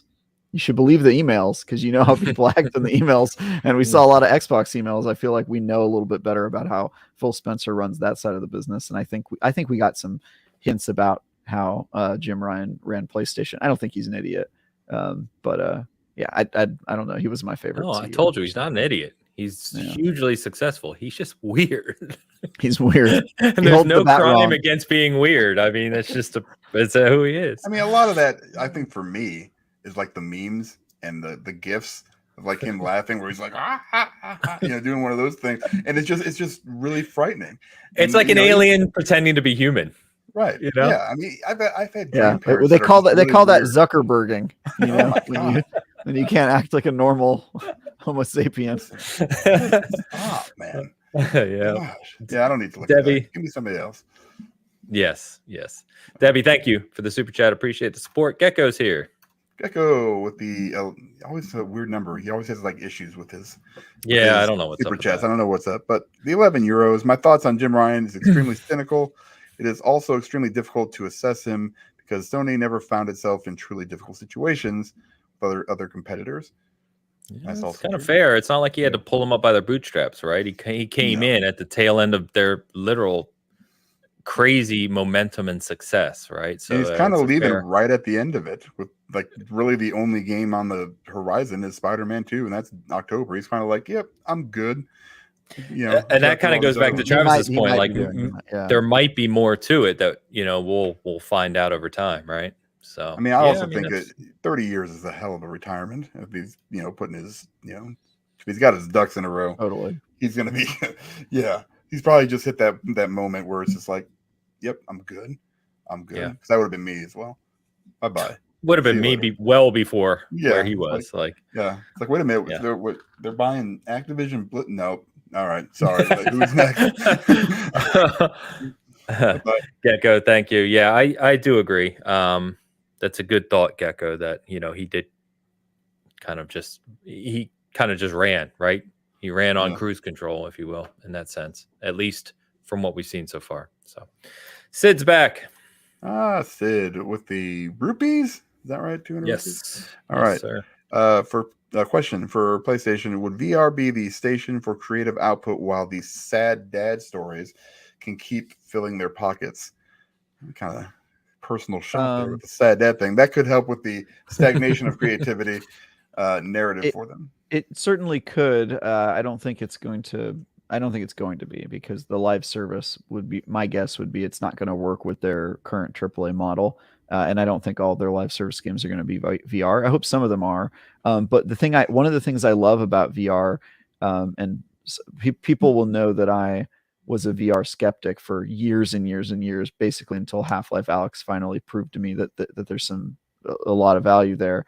One of the things I like about VR is there's no right way to do things right now. There's no template for success like I think there are in traditional games, and that means that there's a lot more weird stuff and experimentation and random stuff out there. So I really appreciate VR for being sort of like a current playground for like weird and experimental ideas, and I hope that PlayStation will lean more into that with their first party software. But my impression right now is that they have no intention of focusing first party efforts on PlayStation VR. It's just basically going to be, a high end model for people who are console owners and want to play third party VR software, which is super disappointing, and I hope changes. Yeah, I'd agree on the last point there in particular. We've talked about that, right? I still use my PSVR 2 multiple times per week, but if I'm being honest with you, I'm playing Beat Saber, so it's not really like it's. I just use the MetaQuest because I don't have to plug in the wires. Yeah, right? Which is fair too. By the way, are we going to talk about MetaQuest 3? That got I pre-ordered mine this week. I don't know if anybody's excited about that. I didn't even know it was a thing. So excited, no, but curious. Paying attention to it. My wife has the MetaQuest 2, which she stopped using and I started using, and then I got PSVR 2. So here's why you should be excited about the MetaQuest 3. Not because it's going to be like a game changer in terms of power, but a lot of my developer friends who work in VR have said that basically the space has sort of been killed by the fact that MetaQuest 2 is the leader and it's low power, because that just means that people have to develop for the lowest common denominator, and it means that a lot of developers aren't excited about working in VR because of that. MetaQuest 3 is a significant boost in power. It is still fully wireless, so it's obviously not going to compete with PSVR 2 or the Oculus or anything like that. Or not Oculus. What am I thinking? Not Oculus. The Steam Index. Valve Index. Yeah, thank you. I own them all right here. It's obviously not going to compete with those, but I think it will increase the bar fairly significantly on the types of experiences that will work on the MetaQuest 3. And for better or for worse, right now the MetaQuest 3 is the MetaQuest series is sort of deciding what types of it's going to raise the baseline. Which I think could be enormous. So I'm going to get it just to support the industry and my fellow San Franciscan Zuckerberg, we'll see what happens. He needs the money, so good. Yeah, clearly 106 billion. So it's not enough. I may get one down the line. I haven't planned on getting one yet, but on Sid's, going back to Sid's point here, I honestly I disagree primarily with what you said, Travis. To a degree, maybe, but I don't think the degree is that large, right? Especially as this generation goes on, the gap between ownership of PSVR 2 and PS5 is going to increase, right? There's going to be more and more, less and less of a percentage of PS5 owners will own PSVR 2, I would imagine, over time. And therefore, if you're talking about experimental creativity and you want to get that to enough players, it's going to need to be on PS5 as a core game rather than a VR game. I mean, the counter argument there is the same thing I said before the PSVR 2 launched, which is the only way that changes is if they make compelling software that can only. Of course, it's a vicious cycle. Which I think they 100% could do. If they made a killer app for PSVR 2, everyone would go out and buy one for their PS5s. But it just looks right now from where I'm sitting like Sony has no intention of doing that, which is hugely disappointing. It makes me wonder why the heck they even put out the PSVR 2 if they didn't have the plans to do that. So I don't know. I'm a little bummed about where VR is at right now because I 100% believe in the potential, but it's languishing a bit, which is unfortunate. Yep. Very fair. Sid, thank you as always. Gecko's back. Gecko. With the €6, I do wonder if modern Sony can pull itself out of the crisis like the initial PS3 failure and the big hack in the 2010s. You remember when PSN was down for months? Like, it's just crazy. Could you imagine that happening today? Like, no. Didn't it happen not that long ago? Wasn't there a DDoS and PlayStation and Xbox were both down for like a really long time? It was like right around Christmas. There was a couple days where there were connectivity issues, but the one he's referring to, I think, is when literally PSN was down for months. Like, I got to look it up now, but it was absurd to think about today. Yeah, awesome. Well, also back then they were paying $0 for the service, so you get what you pay for. I think certain point. Yeah. Sorry, I was trying to look it up. Was the result of external intrusion. It lasted 3 weeks and 3 days, so just under a month that PSN was down completely. Yeah, so nice. Yeah, crazy. Times. Yeah, I don't know. Honestly, I think obviously from a financial stability perspective, PlayStation is a lot larger now than they were then. And if you look at their kind of overall annual and fiscal revenue, it's kind of bonkers, to be honest. But I'd say the stakes are higher too. They have stronger competition now in the space, and there's more visibility to failures than there was at that time. So it's an interesting question, Gecko. I don't really know the answer. I hope we don't have to find out in a negative way, right? But we'll see for sure. Thank you for the super chat. Appreciate you. Let's get back to proper gold frame Hoeg here. In this space, in this vein, I wanted to talk about, because I think this is worth touching on. I know Hoeg would have thoughts here. It's a shame he's not here today, but around kind of the layoffs across the industry. So, there are some other big ones this week, and we've kind of seen this in various forms pretty consistently, I'd say, since last year, right? And obviously through COVID for various reasons. But this week, we got Epic Games announcing they were laying off nearly 1,000 people. I think it was something like 960. A lot of people, right? Of their team, I think it was. Yeah, something like that. And that included parts of their org, their umbrella, like Mediatonic, who, makes Fall Guys, right?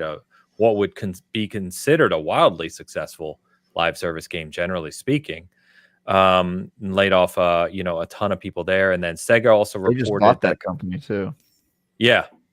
And Sega also reported some lower profitability metrics were being hit versus target. So they had layoffs as well, not as nearly as vast as Epic, but some across the board, including Creative Assembly, a very well-known, been around a long time developer. And they canceled their upcoming Hyenas game as well.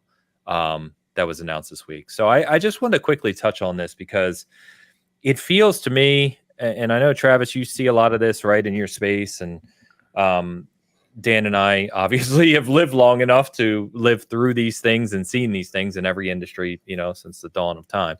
But it feels like kind of two main points I want to point out. One, it feels like growing pains of an industry that is growing at a rate from a revenue standpoint and user standpoint that doesn't really understand how to manage that quite properly, what I would say.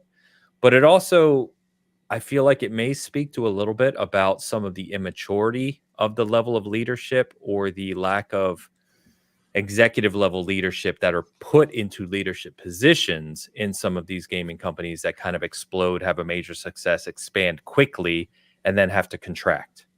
And I think that that's problematic in any industry, but it seems to be a little more prevalent in the gaming industry.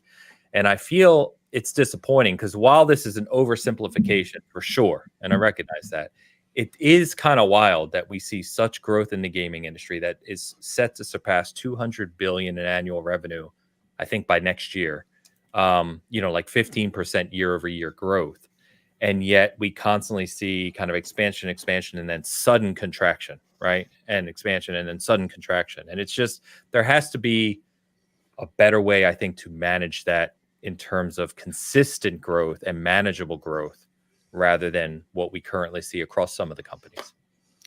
I'll even do you one further, Ains. Sure. I think a lot of these layoffs are happening because it's a hip trend to do, and I do not think that they're smart layoffs at all. What happens in some of these industries, and I see it in a lot of industries I'm involved with, but it definitely happens in games, is that you look at the macroeconomic situation and a bunch of companies go, oh, well, you know what you're supposed to do in times like this is you need to make your company leaner. Therefore, let's cut off, 10% of our company and just get rid of them. Even if they're profitable and their business model is fine and their numbers are going up and all the people that they have are, by all accounts, doing their job well and don't need to be let go. They want to hit a metric because the board says, oh, you know what, it would be even better if during this time we could downsize and make ourselves even leaner and more profitable. It's just a way to kind of make the numbers go up in a kind of dickish way. And in my opinion, it's kind of frivolous. And and then what's worse is that they'll see other companies doing it, and some companies will just do it just because that's what's happening at that time. Everybody else is leaning up in the industry. Well, we should do that too. Well, why aren't we doing what they're doing and laying off like 10% of our people? And so I think a lot of this happens as like a shitty trend. And some people will crap on capitalism. I don't think capitalism is the problem. I'm quite a fan of capitalism, but I would say this is I want to comment on this. I know you are. Yeah, this is a shitty practice that it can happen in a capitalism, but it could also happen in any other form of economy. And if you were being smart about it, like for example, the Mediatonic acquisition, they're the Fall Guys, right? Yes. They when you acquire a company, you expect to have to lay off a certain percentage after a while. What happened, and I know this because I used to work in acquisitions when I worked for IGN's parent company for a number of years. You acquire them, and then you when you assimilate the company, you look at all of their assets and you figure, okay, well, what do we need to make this acquisition valuable, and what do we not need because there's redundancies, right? Redundancy. Yeah. You don't need their finance and accounting department because we have a finance and accounting department internally, and so those people go. So that is like what I would call a smart and probably like useful downsizing.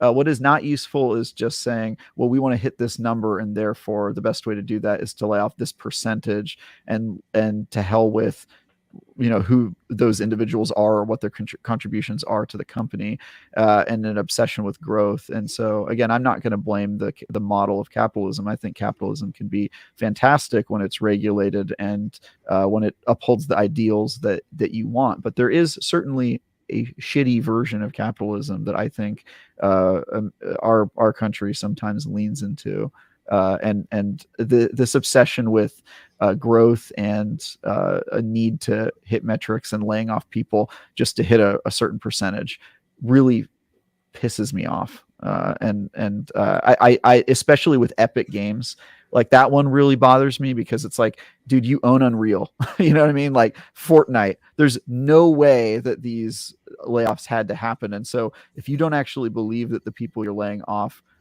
weren't contributing, then there's really no reason to do it except for to squeeze out additional pennies of profit that I don't think were necessary. So yeah, this sort of stuff really irritates me. So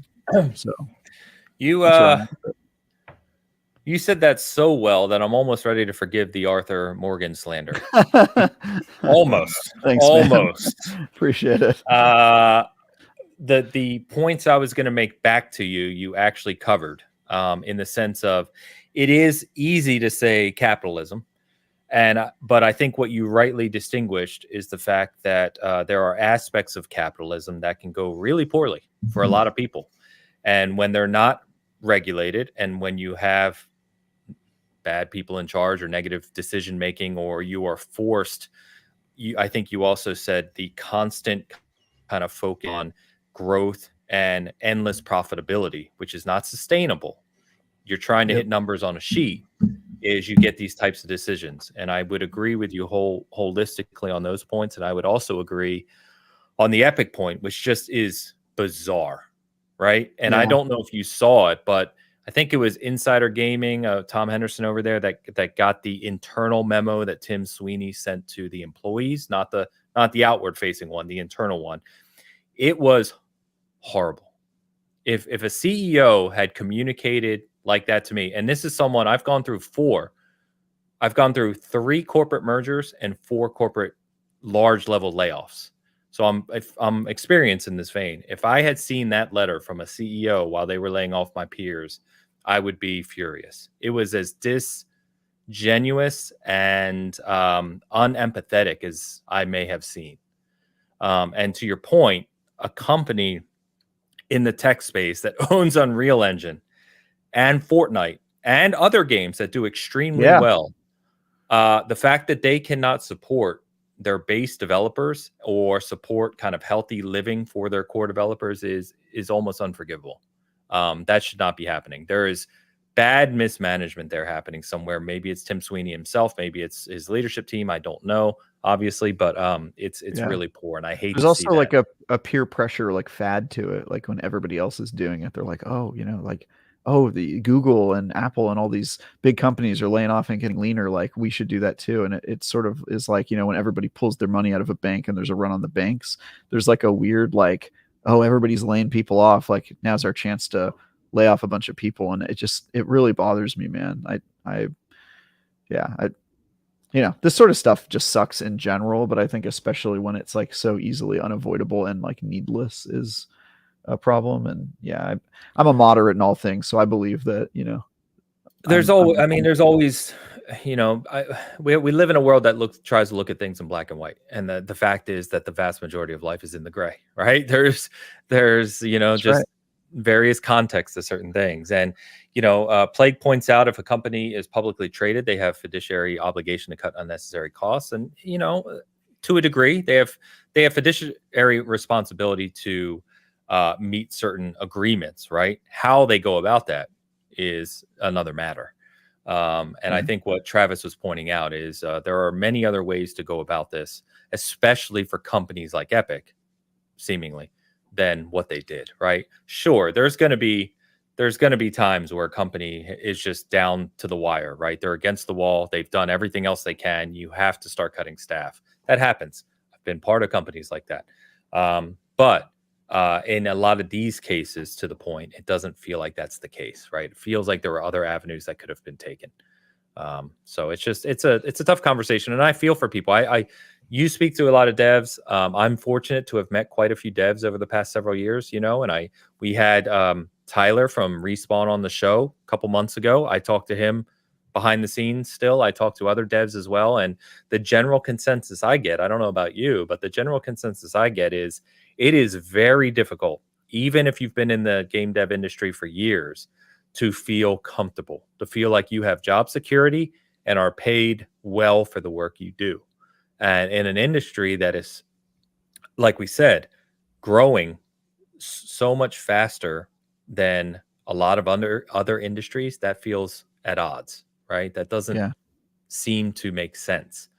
It's just, it's frustrating because at the end of the day, these are, I like to remind people, these are the people who make our games, right? We take these as just enjoyment, right? It's not what we do for a living. We play them, we love them, etc.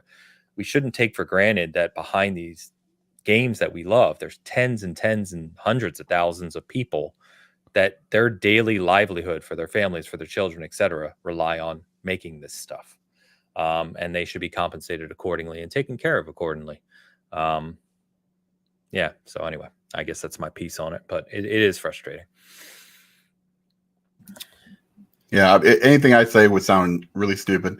I'll just say it sucks for those people that were laid off. We did have a super chat that's related to this. I think we should probably tackle that before we move on. This Gecko one? Yeah, the Gecko one. Yeah. Got it. Is Travis arguing for the state intervention of some sort in the gaming market? I am not doing that. So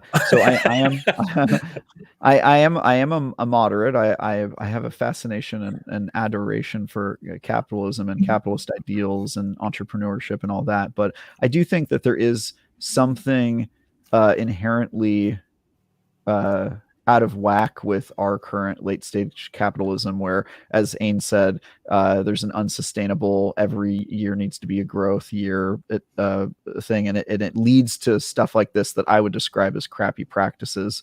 And so I think there's a middle ground, right? Like, of course, you have to be profitable if you're a publicly traded company. You have or even privately, you have shareholders who want to make money, but you can make money without the obsession of growth and squeezing out and nickeling and diming. And I also think it's a little short-sighted to lay people off who are creating the product that makes you the profit in the first place, especially if you have no evidence to suggest that firing those people would actually help your product to be better. And so I think it's a focus on the wrong thing, right? It's focus on squeezing out a little extra money rather than improving the consumer's benefits from the thing that they're buying from you. And that's sort of the way I look at it, is it's a means to an end.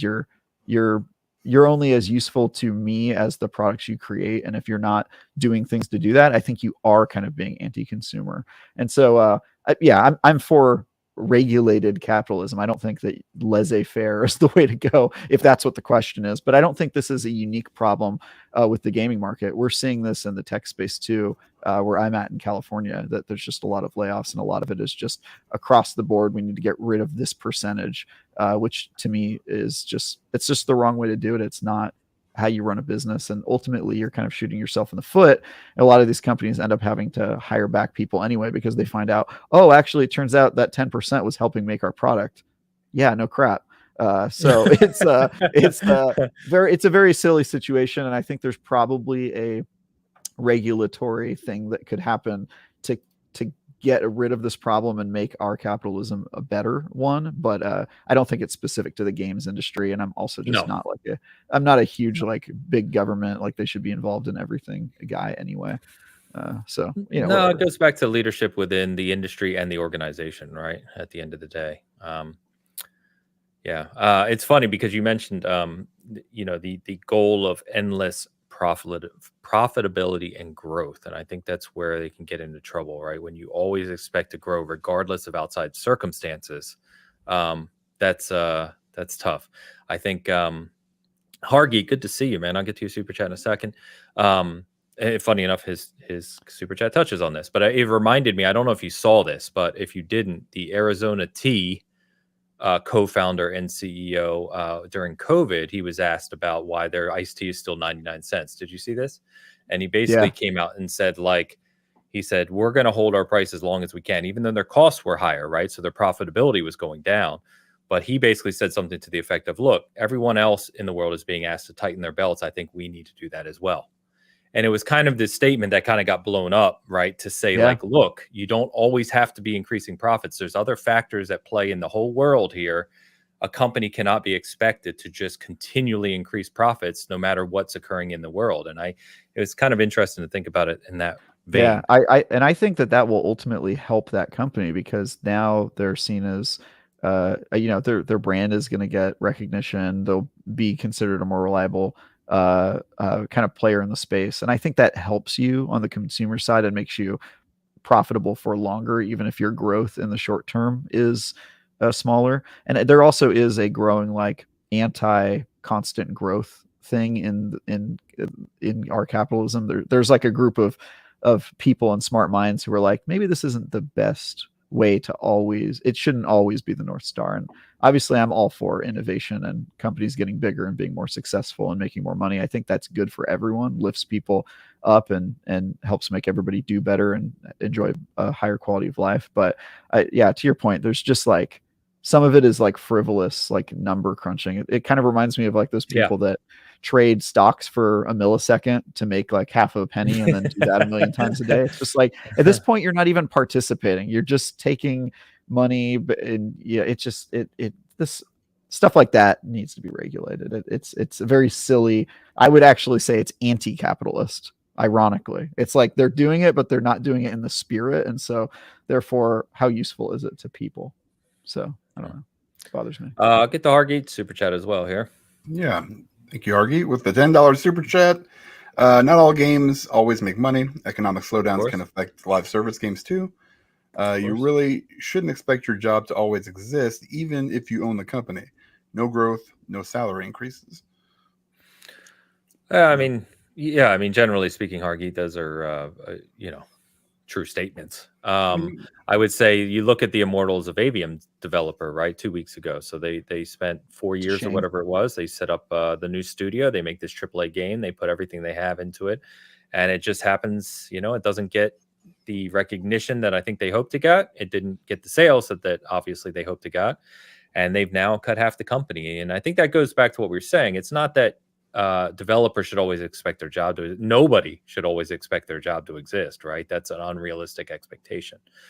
But in some of these cases, I think what we're saying, right, is there are other options, especially if you look at a company like Epic, than doing what they did. I think in the Immortals of Avium case, I'm forgetting the studio name. I apologize. I don't know why I'm blanking on so many things this morning.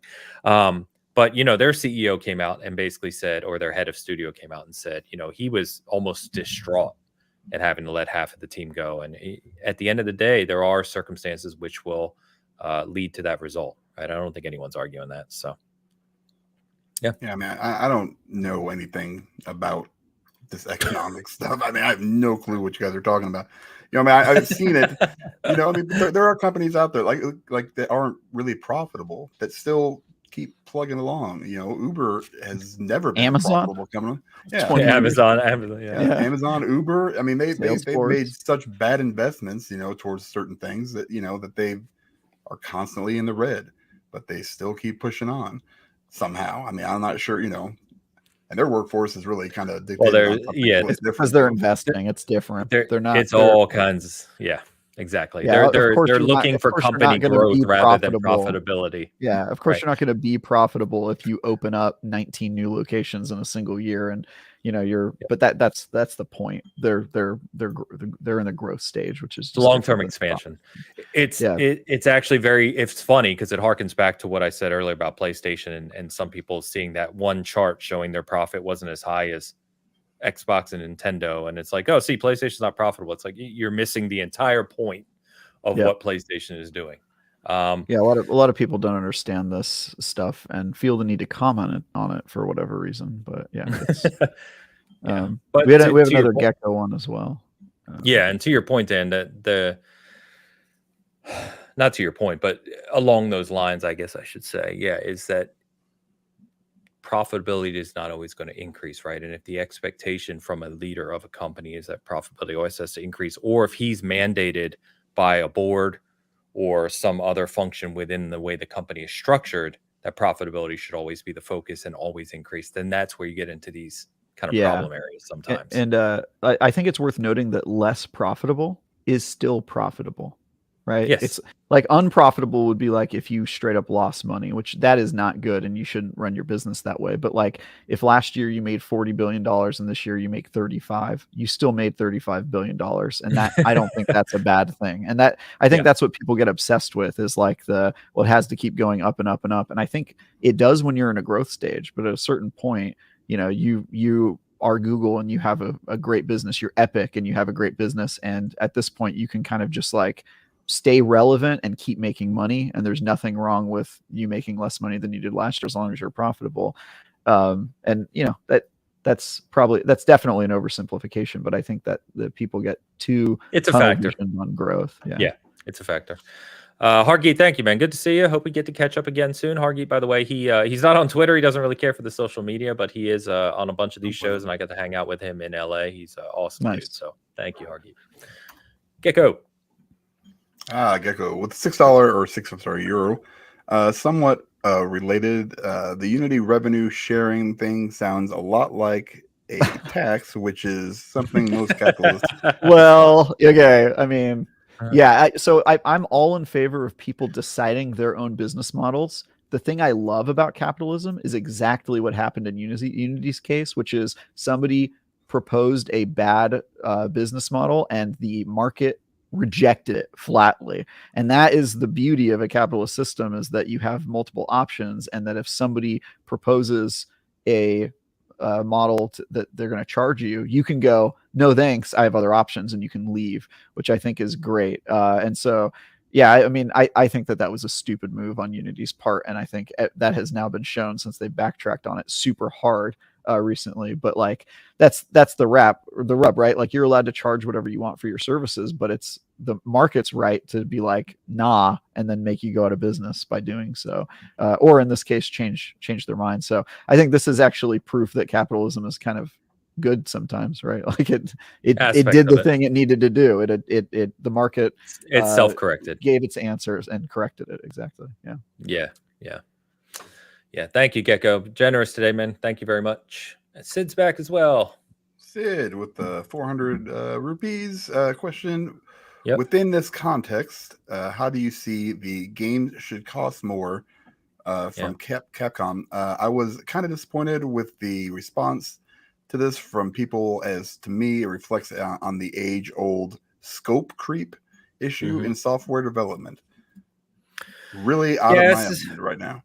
So someone at Capcom, I don't know who, came out this week and basically just made the blank statement of games should cost more due to rising development costs and factors and distribution, all that kind of stuff. And we've talked. You mean like for the consumer? For the consumer, okay. yes. Okay. All right. And we've had this conversation, right, about game prices, and generally it's an interesting argument, because on one hand you can see the argument from a perspective of, yes, AAA games, we've said it all this show, right? AAA games cost more to make than they ever have. There's more time investment, more resources, other factors, et cetera, et cetera, et cetera. However, the counter to that is the game industry is bigger than it's ever been. It's more easy to distribute your game now than it has ever been. And revenue all up for the game industry is larger than it's ever been. So again, there's factors on both sides, but I think that I think it's hard to say that games should cost more, as Capcom themselves are reporting record revenue, right? They're in the best place they've ever been. Capcom, they've talked about their sales of Monster Hunter with Resident Evil. Their fiscal reporting is incredibly impressive. It goes back to what we were just talking about, kind of how much is enough. You're seeing increased profits, you're seeing your record revenue. Why are you now saying you need to charge more just because game development costs more? You're obviously what's taking place currently is working for you. Exactly. Yeah. So this is just one person's opinion, and I'm guessing that they were looking at like the cost of creating a game plus the risk of that game maybe not doing well. And so you have to, you want your margin of error to be so that like, one game failing isn't going to put you out of business and that sort of stuff. But this is just one guy's opinion. He is welcome to test that theory in the market and try to sell a game for more and watch what happens, because I don't think it would probably go well for him. But we are seeing like devs are getting creative with how they can support it. You see the early access thing, you see premium editions, you see DLC, you see microtransactions. So clearly the market has decided that games should cost more than $60 or $70 with all of those other funnels of revenue. So I think this is a theory. You're free to test it and see what happens. But I think probably most people spending would disagree. I think we're paying quite a bit for our games, and I think especially with all the different ways you have of charging us more money these days, we're probably paying enough. So I wouldn't be too concerned about one person's opinion about the way it should go. Probably no. Yeah. And I was just double checking. I just quickly looked. Yeah, they reported in May Capcom saw record-breaking profits for another year. Net sales up 14.5% to $938 million. Their latest financial report. Also had a good year though. You're right. Like I think they're probably looking at like, what if Street Fighter 6 flopped, right? Like that could happen. One of the games you put a lot of money and time and investment into could not work out. Like, what does that do to your business model? But yeah, I mean, it's sort of silly. Like you're the company making the product, you take the risks. I'll buy the product if it's good. You know what I mean? Like that's don't tell me I should pay more because you're worried that your games might not. Yeah, we are not your buffer for a poor product. Yeah, exactly. And I think a lot of people are looking at it like that. Like, well, what if a game doesn't do well? It's like, well, I don't know. It's like sounds like a problem you have for. It's like I build this crappy car.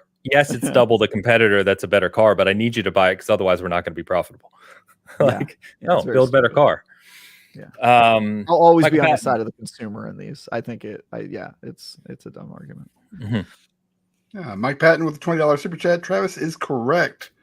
Don't give him a big head or anything. Modern states have a role in balancing the interests of citizens versus corporations through enforcement of benefits to ensure the success of home economic units that are the fabric of society.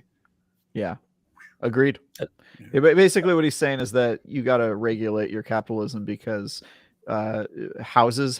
people have to be doing well for a capitalist system to exist. Yeah. Because if they're not, that's a long-winded way to say that, Michael. But yes.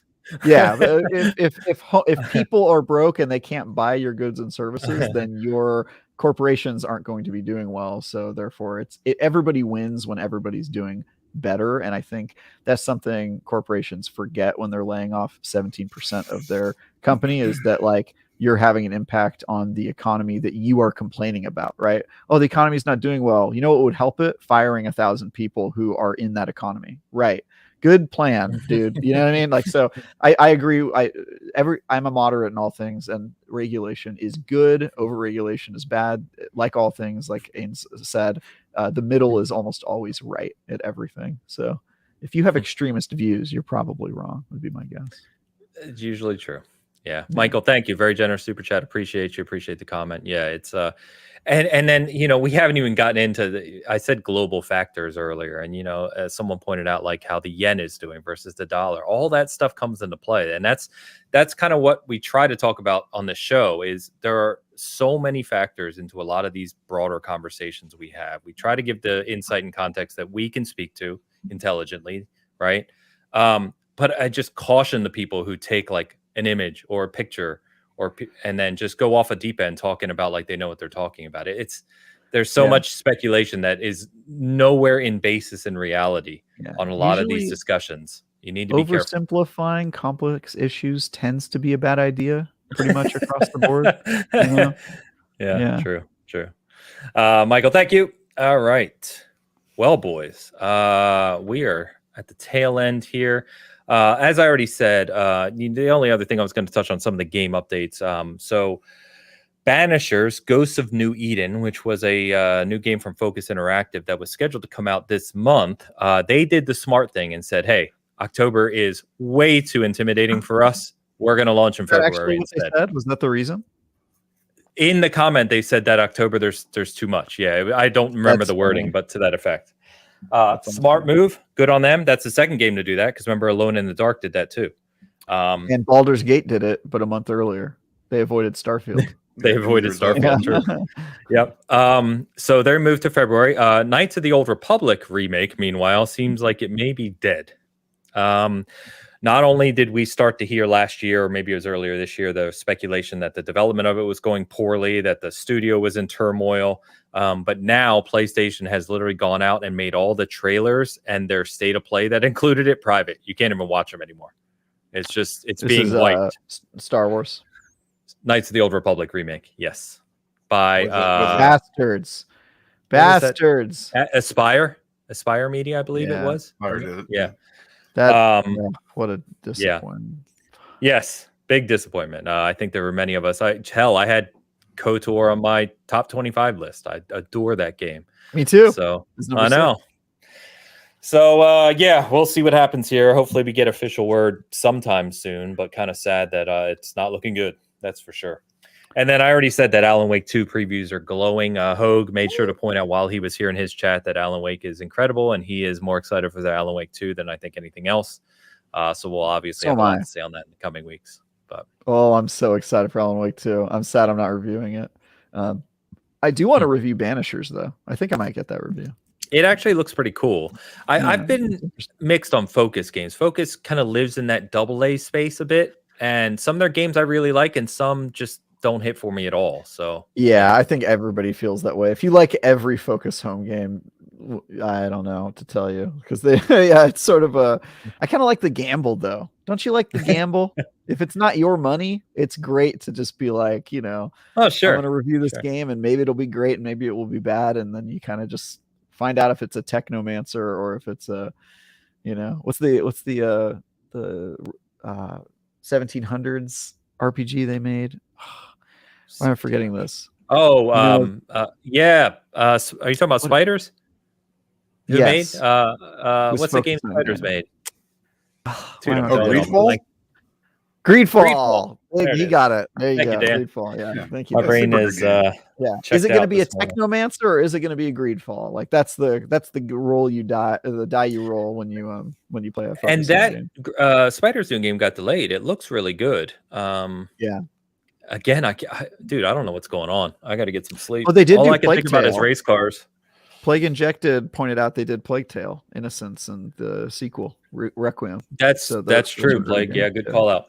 Yeah, good call out. Every once in a while they strike gold, and I kind of like that because really the AA space is still where you can experiment a little more, and I think you get some weird ideas and interesting stuff. So I really like those games, and I love especially reviewing those games because you never know what you're going to get. You could get a fantastic game like Requiem, or you could get something that doesn't really hit like Technomancer. So I love that stuff. Rick, he meant published. Focus published it. Asobo developed. Yeah. We're talking about a publisher right now. Yeah. Yes. A couple super chats to get to. Gecko is back again. He's all over the place. All over the place. Another €6. To briefly come back on the previous discussion, there are no companies without workers and no markets without consumers. True. Yes. Yeah. I mean, that pretty much for sums candy it up. corn. Oh, candy corn. Yeah, we're coming to it. We're coming to it. No workers and no consumers. They're the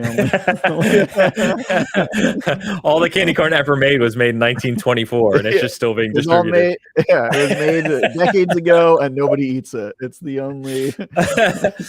Gecko, thank you very much. And Vintage Willow with the rare super chat. Very generous, usually with the memberships, but the rare super chat pointing out something very true. Candy corn lovers won the poll. More candy corn for us. I saw them. They were losing before. They were. We have 37%. That's a win for candy corn. That's funny. We're counting that as a win. Anything over 20% is a win. You're counting a 50% deficit as a victory. That's very funny. Let's go, candy corn lovers. Actually, I'm very proud that there's nearly 40%. That's nearly surprising. 40%. I will say I was expected to be like 20%, but I got this. I'm always confused by the seasoned gaming viewer. Maybe I don't understand, but like a lot of times they vote like the Red Vine Twizzlers thing. They voted Twizzlers. See, that one's weird. Yeah, Twizzlers. I feel a lot of times you put up a poll and I'm like super confident, like for sure we're gonna win this, and then it goes the other way, and I'm like, who are these people in this chat? Who are these folks? I just don't get it. Willow, thank you very much. Shoosh comes in late. They have to comment. There is no market without consumers. There is no candy corn without people with no taste. This is true. Same people that eat the red vine. Got him, Shoosh. Wreck him. Yeah. Oh man. Oh god, that's good, Shoosh. Thank you very much. You guys have been great today with these super chats and comments, for real. Thank you so much. Very generous, everyone, today. Good time. Shame Hoeg couldn't be here with us. I think he would have had a lot of fun on this one. But good he could stop by the chat. We will be back to the fabulous foursome next week, I believe. Like I said, with our Assassin's Creed and Mirage. I can't say it like Travis. Hit me. Mirage. That review. And Forza Motorsport as well, along with obviously whatever happens this week and some more into the heart of October. So a lot of great games coming this month. Other than that, thank you as always for hanging out with us. Like I said, appreciate the continued engagement, super chats, generosity. You guys are amazing. Seriously, I love this community. I can't say enough good things about it, which is probably why I ramble about it pretty often. So thank you very much. Last thing I want to say is my cousin from England who was here, which I told you guys when he was visiting, I got him into Ted Lasso. So I introduced him. By the way, he played football for most of his life. He watches Premier League religiously, has tattoos for Sheffield United. I told you, that's my family thing. Soccer, yeah. Yes. Yeah. Gotcha. Anyway, watch season 1 of Ted Lasso while here. He then watched season 2 and 3 since he's gone back home. So as my other cousin, they love it. And as a gift for hosting him here in the US, he sent me an actual Ted Lasso official jersey from Nike from AFC Richmond. It's actually Roy Kent's jersey. It's incredible. I told him he is now my hero, but I didn't even know they made these things like actual real jerseys from the show. It is incredible. So I have to shout that out. The candy corn of football. So anyway, thank you all. Travis, hit us with whatever you got coming this week, man. Yeah, I've got a High on Knife review coming out tomorrow. I've got 2 previews coming out this week that I still cannot talk about until they're out there, but they're both very interesting upcoming games that I'm excited to talk more about, and I'll be able to talk about next week. And then you should look for Ains's Forza Motorsport review because I think it's going to be a big one. And I'm off working on Lords of the Fallen, which I won't be able to talk about for at least 2 more shows. So. Looking forward to talking about it when I can.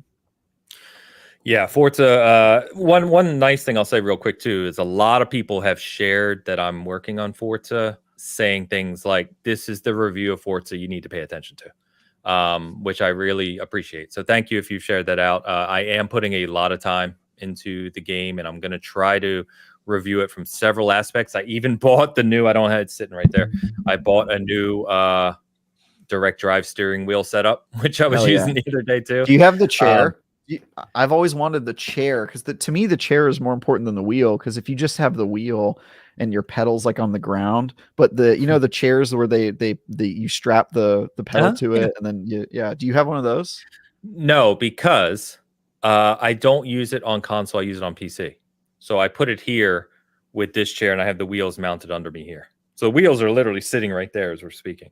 But I don't use the chair for that reason. I do know people who have full kind of sim setups for that reason. Because you could use the chair with a PC, right? Why wouldn't you? Yeah, I could put it right here. I don't need it because I have this chair and the pedals right here. So it works. But anyway, I'm putting a lot of time. I'm going to comment on a lot of aspects of that. Obviously, like I said, I can't speak about them yet, but I'm super excited to share. So other than that, have a good week. Thank you, everyone. As always, we will see you next Sunday with the foursome back. Until then, enjoy your games. Talk to you then.